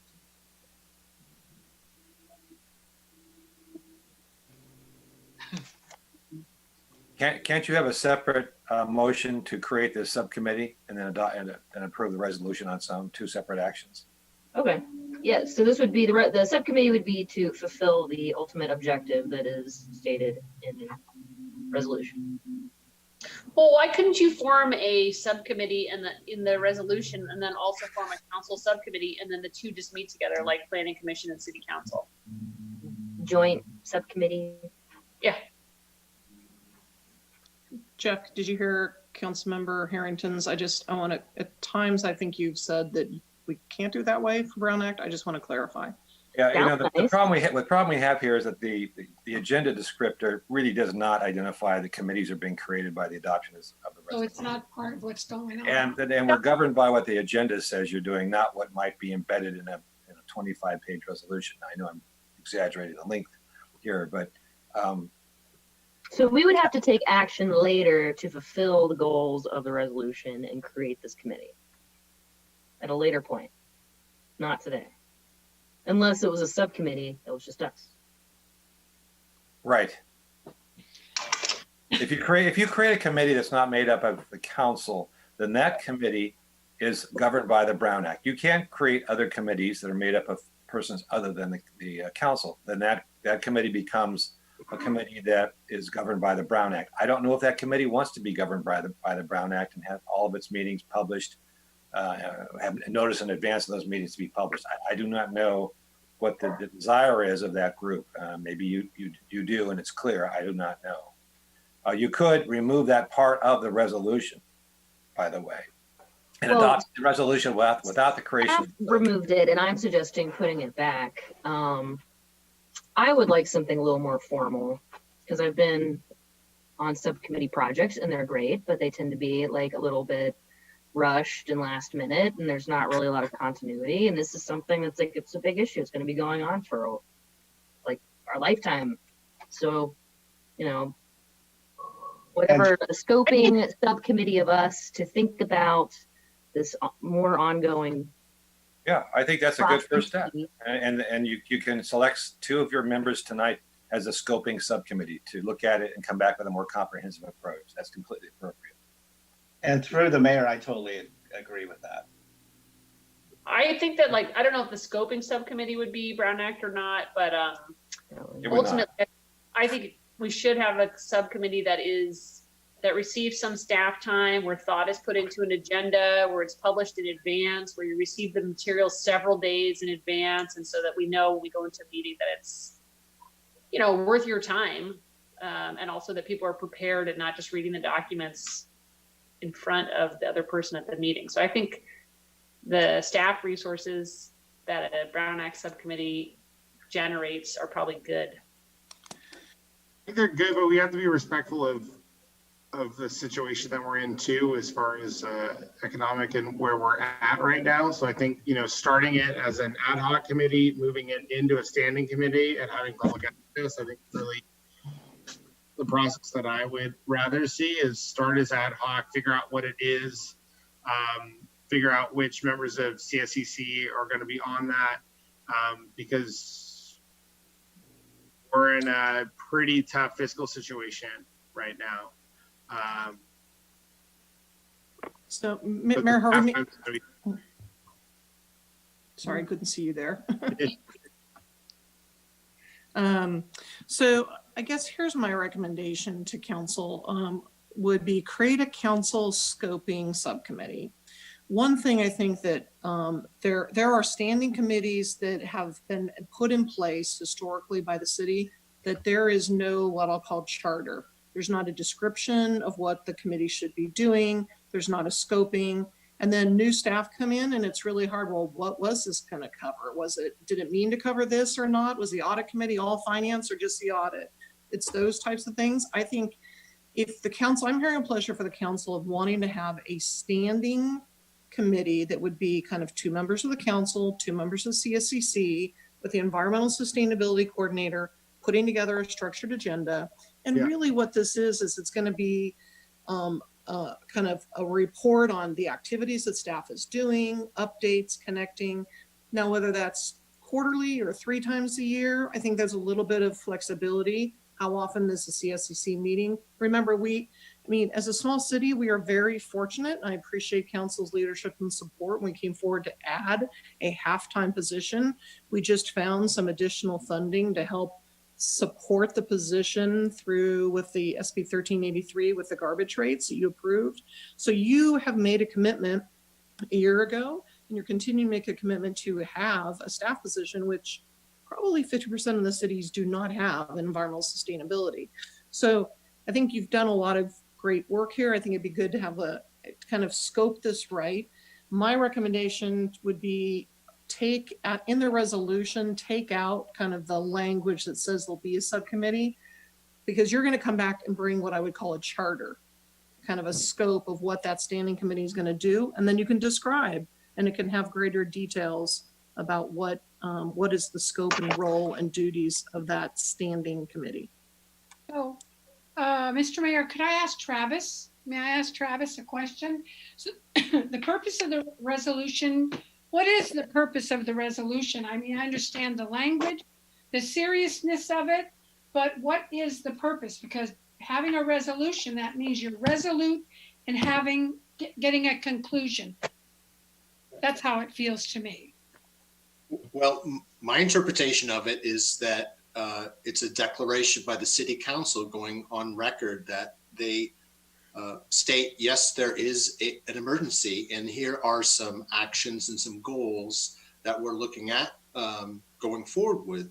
And it sets a framework, because within these goals, there will be specific reports and actions, but it sets forth from like the 10,000 foot, here are the goals that we want. There are some specific actions in there when it refers to the subcommittee and the general plan and so forth. So it is a little bit of a mixture of specific goals and a couple action items.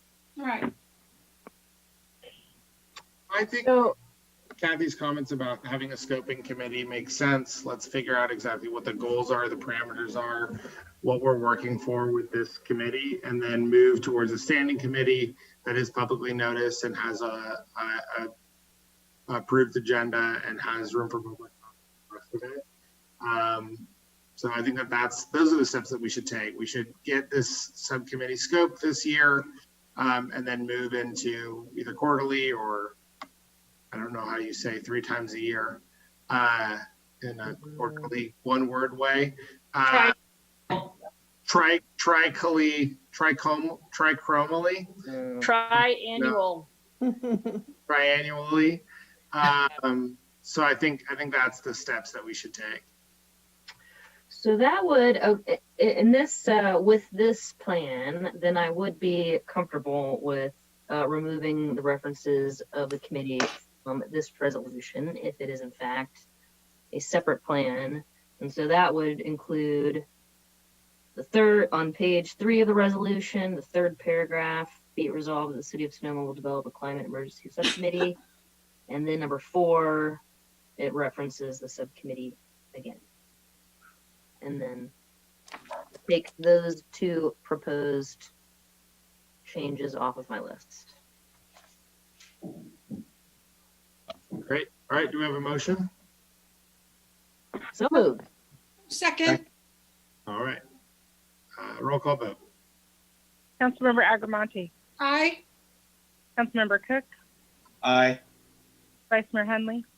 Aye. Councilmember Harrington. Aye. Mayor Harvey. Yes. Thank you. The motion carries unanimously. David Storr has appeared. Sorry, and does council, do you want to make an appointment to the ad hoc scoping committee now? Well, Matt, right? What? You're one of the people on the ad hoc, right? Yes, I am. Scoping, though, that doesn't mean forever, right? It's just like initially. Ballot does not want to be on this ad hoc.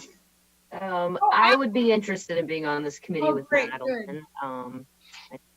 For the scoping part, and then for the real committee, I feel like it's probably gonna be Logan. The ladies have it. The ladies have it. All right, let's go ahead. Jeff, do we need a formal vote? Is there any opposition to the two ladies being on this committee? There's not. Then that carries. Thank you. Thank If you. you're different with Councilmember Harrington referencing us as two ladies, then the city attorney is a man referencing us as two ladies. Oh, thank you all so much. I think it's important, I just think it's important. Item 6.4, discussion, consideration, and possible action to adopt a resolution improving a ballot measure to impose a cannabis business tax and increase the city's appropriations limit for a 4-year period. City manager. Mayor Harvey, members of council, we had a conversation about this, received broad direction a number of months ago. So again, we're bringing this back to you tonight. I'll turn it to David Storr, our planning director. And then John Abachi from the city attorney's office has been our kind of expert working with us on this. So David, any other items you want to go through, and then I will finalize at the end. David, we can't hear you. Can you put your mic off? Sorry. Again, that concludes my report. Just again, same joke. Not funny the first time either. Hey, in the staff report, I outlined the federal and state regulatory provisions, the framework for the local ordinances that we've passed last year as that's been developing. Part of that development we discussed as a city to look at the possibility for a cannabis tax. On December the 2nd, HDL made a presentation to council, and broad direction was given generally about some ranges for certain activities for a tax. You may recall that the direction was given for us to return so that we could get it on for the election for this November. The resolution that's before you tonight will require a 2/3 vote, which will also be taking an action to approve the ordinance on the ballot that will actually be submitted to the voters. In the staff report tonight, I provided a general overview of the language of the measure at 72 words. As presently constituted, it talks about a tax at 4%. And also, I've also established in the supplemental the ability of the city to tax, that this particular tax will be a general tax and be unrestricted as far as general government operations and work. I've provided a discussion about the GAN limit override, which will be tied directly to the amount of the tax that we receive. And also I've talked about the consolidation of this particular measure having to be with a general election. And again, talk about the provision of providing arguments and rebuttals, a city attorney impartial analysis, and concluding with a CEQA determination that this is not a project under CEQA. The last paragraph of the supplemental talks about suggesting to the council to consider a higher tax rate up to 6%. Currently, as I said, the documents before you, the resolution and the ordinance talk about a 4%, and it connects to the GAN limit of a $200,000 disclosure at that 4%.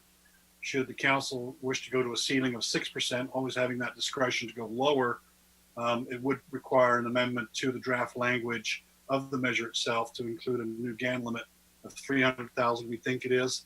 And we believe that we also need to make some minor changes to the ordinance to reference the word section and chapters. There's some internal inconsistencies there to section 5.38290, .300, and we have a minor change also to section 5.38.310. So with that, if there's a discussion or a desire of the council to change the document, we would need to return at a later date to make those modifications. But as presently constituted tonight, you do have the ability to adopt the resolution and trigger in motion those changes to put it on the ballot at 4%. And that concludes my presentation. Turn it over back to Kathy. Yeah, so council, the last time we talked about this, you talked about kind of a threshold of 4% for retail and maybe wanting to set it lower. You know, based on where we, where the city is financially and talking with HDL, some cities had set ceilings like at 10%, which are probably very, very high and too high. But the 4 to 6% is a range that cities have charged again, and with kind of who knows what will happen in future state taxes and or just our own fiscal condition. So what we are just recommending is you might want to consider just setting that ceiling higher. Again, once voters approve it, you have full authority to go lower. It can evolve, but again, our thought is this is going to be in place for probably quite some time. So something to think about. And otherwise, we'd be happy to take your action, take any action. So, Do we have questions for council? Go ahead, Madeline. well, is it a question, I guess? So I'm seeing here, section 5 ballot question to provide funding for general city services, including but not limited to police, fire, roads, parks, and recreation. So that means that 4% has to be spread throughout that. Is that right? Pardon? Sorry, It can be used for any general, it is a general tax and it can be used for any general purpose. These are probably, you know, again, 50% of our budget, 55% of our budget goes to police and fire. If you look at parks and roads, there's probably another 10%. So the reality is this is where the preponderance of our budget goes. But again, it's an example. It is clear but not limited to. So these are the types of things that is a general tax and would go to general city services. Because I mean, for me, it's like a pass through. It's going to be wherever the money is needed. And I think 6% is good for me. But I think generally, I think it was 4% that was decided. But I think 6% seems to be reasonable. 10%, I think they go to other cities. I don't know. That's just how I feel. The questions for council? No? All right, move to public comment. Go ahead and open the public comment. No hands raised. We'll bring it back. Latanya, did we have any written public comment? No, Mayor Harvey, no written public comments. All right, we'll bring it back to council. And go ahead, Councilmember Cook, first at the gate. I'll go ahead and start it. I do support this tonight, and I would want to see it at 6% because I do believe that it can be set lower, but having the language at 6% would make more sense because of the longevity of what's happening. Go ahead, Amy. I don't support setting it at 6%, and I think there's so much feedback from the industry that the overtaxation, especially because of what the state's done, is just killing the industry. And I think especially if we hope for it to be high quality jobs and a lot of the other things we're hoping for, that this would be a hindrance. And just like we super carefully evaluate raising the hotel tax because those are important businesses in our community, I think the same level of scrutiny should be applied here. So I support keeping it at 4%. Max, setting it after that, and then just like the TOT, if people want to raise it later, which would be appropriate once the businesses are going, maybe that there's a discussion around that. But I think it's way too easy to say we have a hole to fill and now we're just going to go up to 6%, especially in times like now. And I think the same practice for raising it on other businesses like the TOT is what we should use here, and we should set it closer to what we expect the tax to be.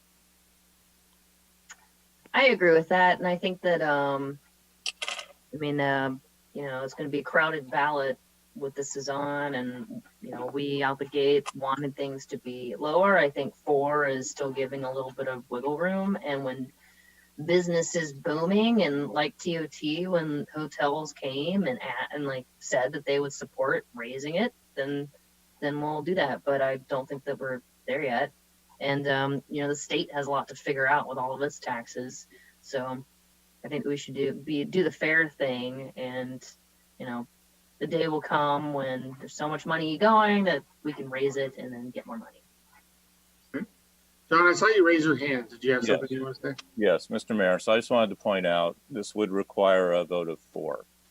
So there will have to be 4 council members who will be in favor of one particular position. If there are any changes, like the 6%, we can read those into the record, but there will have to be a consensus of 4 on all of the aspects of the ordinance and the ballot question. To put it on the ballot. Right. Would there be a vote of 4 required to raise or lower the tax, or is that a simple majority? Because like we've said, we could get 6%, we could ask for 6 or 4%, but then, let's say we set it at 2, we want to go up another 2%. What's the threshold there? If the measure is adopted, then the tax would be set by either ordinance or resolution, which would only take a majority of the council. Okay. Madeline, did you have comments? No. Okay. Oh, you already made yours. Mr. Mayor, if I could, on page 7 and 8 of the ordinance in Exhibit A, we do list out the percentages for cultivation, testing labs, retail. We also have distribution and manufacturing, and they all are at different rates. Cultivation is at 4%. We have labs at 2%, retail at 4%, distribution at 3%, manufacturing at 4%. I'm of the opinion that we're talking about retail only going to 6% if that is a question. So if there's no desire to change to 6% on retail, we can leave the other tax rates as they are in the ordinance. I was just thinking, if 4 is a acceptable number, then it could just be a blanket 4, and the rest could be set by policy. Discussing with Mr. McPherson, I'll let him talk, because there clearly in our discussions was a 7% out of the question as far as tipping people over to go into the bad market, the black market, if you will, versus staying legit at 6%. David, could you address that as to whether we go a standard 6 across the board, or do we kind of have these variable rates? Yeah, so the ballot question is asking the worst scenario, and that's really where the industry looks at where there are challenges at and what is the tolerance level. The bigger concern in the earlier ages, probably before 2018, was that you didn't have the 25% state tax, and so the 7 to 10 percentages were a tolerance level that they accept. But now with the state requirements, it has changed. The retail, though, tolerance level has been 4 to 6%. Most of the cities have brought their 7 to 10% taxes down in that range of 4 to 6%. And on the retail level, they've been very doable. And I would say 75% of the cities in the state that either have that or development agreement are in that range there. And then one of the things, we do a lot of the audits on a lot of these, is that you can evaluate their performance if they're doing very strong or not, and that determination if you're even going to move it up to 5 or 6%, because if they're doing very, very well, then obviously you want the ability to maybe put it at 5 or 6. But if they're struggling or just sustainable, then you'll have that data and information and make that informed decision on the performance. So, Mr. Mayor, Mr. McPherson, I guess I didn't understand what you said about the state tax, that it was very high, but what is it? Yeah, I think the concern of many of your colleagues has been the state taxes. Prop 64 added a 15% excise tax. And then, of course, the retail right now is the only one that's a concern to you because you don't have cultivation. The others, they get taxed. But it's an accumulative tax. And I showed you a chart at one time. The goal is to keep it at 30% or low of total cumulative tax with the sales tax, excise tax, and the other activities. And so with a 6%, with 6% on there, the evaluation that we showed you was slightly under 30%. So you're still in that prevailing rate of the tolerance level. And again, you can assess it, starting it at 4% and then evaluate it over time if that is going to be an impact to them based on all the other things that they're having to deal with. So because of the economy, do you think, I mean, the state has any wiggle room with respect to their, the number that they have? So Prop 64 says that it could be modified by 2/3 vote of the legislators, but they're reluctant to move it down at this time because they're using that funding to actually put back into the program for social equity, enforcement, economic development, some of the other things that the intent of 64 was developed with some of those excise taxes. So they have not done that in the last two opportunities they've had. Okay, thank you. Well, the state model has proven to be unsuccessful because they have not moved as much of the market as they wanted to by now. But I just wanted to go back to when we first talked about all this. The reason we moved forward on this wasn't that we saw it as some cash cow. It was something that we thought should be a legal business here. So I think 4 is a great place to start, and you can always go back to the voters and move it up when things are stable and successful, and no other business out of the gate gets treated like this. And I also think it just makes sense to have a uniform policy about these additional taxes on businesses. We don't, set the hotel tax at 20% and then just have the council vote because we realize it's a serious issue and there's no reason why. It's so analogous. There's no reason why we wouldn't do that here. And I think that's our policy. That's how we handle it. And all of us have voted on hotel taxes. And I just don't see why we would create a special system just for this one type of business. Yeah, and we're, to Mr.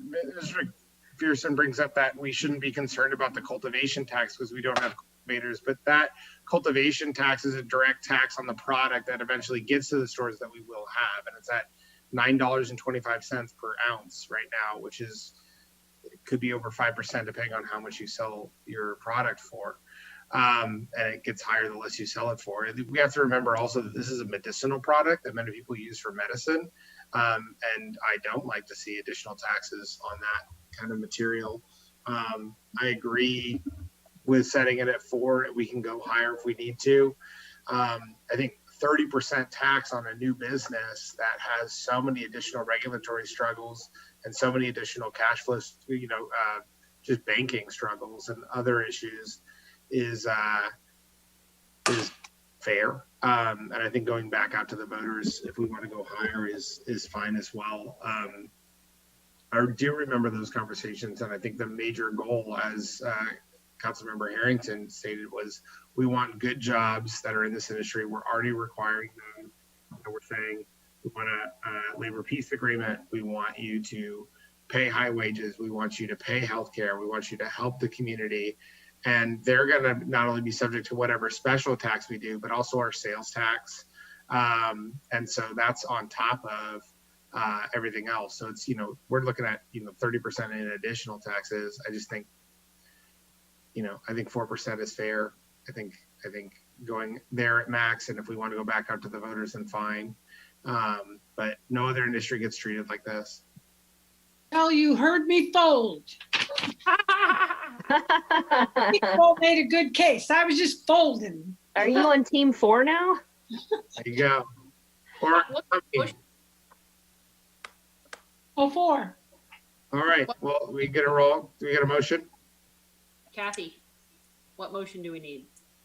Your motion needs to be to adopt a resolution approving a ballot measure to impose cannabis tax, business tax, and increase the city's appropriation limit for a 4-year period, calling, giving notice for a general municipal election to be held on November 3rd, 2020, and finding that pursuant to CEQA guidelines section 1560C3 and 15738B4, the tax is not a project. And So moved. if I could just read the changes into the record for the cleanup edit, since this is the only time they will be before the council. that all references to the word section be changed to chapter in sections 538.290 and 538.300, and as to all such references in section 538.310, with the exception of the first reference to section in the first paragraph. Including that, so moved. So are we doing, because I know that there's different amounts in there, are we doing a blanket for everything, or are we keeping the itemized maximums that are in the ordinance? Yeah, the ordinance currently has, as I said, cultivation at 4%, with retail at 4%, and manufacturing at 4%. Then distribution is 3%, and testing labs are at 2%. That's currently what we've recommended at staff level. I'm fine with that. Or 4. Second? Anyone? Second. Well,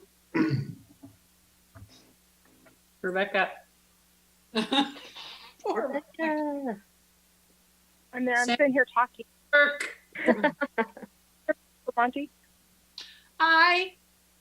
Councilmember Cook? Aye. Vice Chair Hundley? Aye.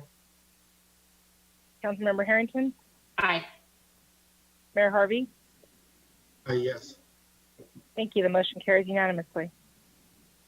Mayor Harvey, thank you, council, and appreciate the chance just to talk and make sure that's where we landed. And I appreciate you listening and making your final call.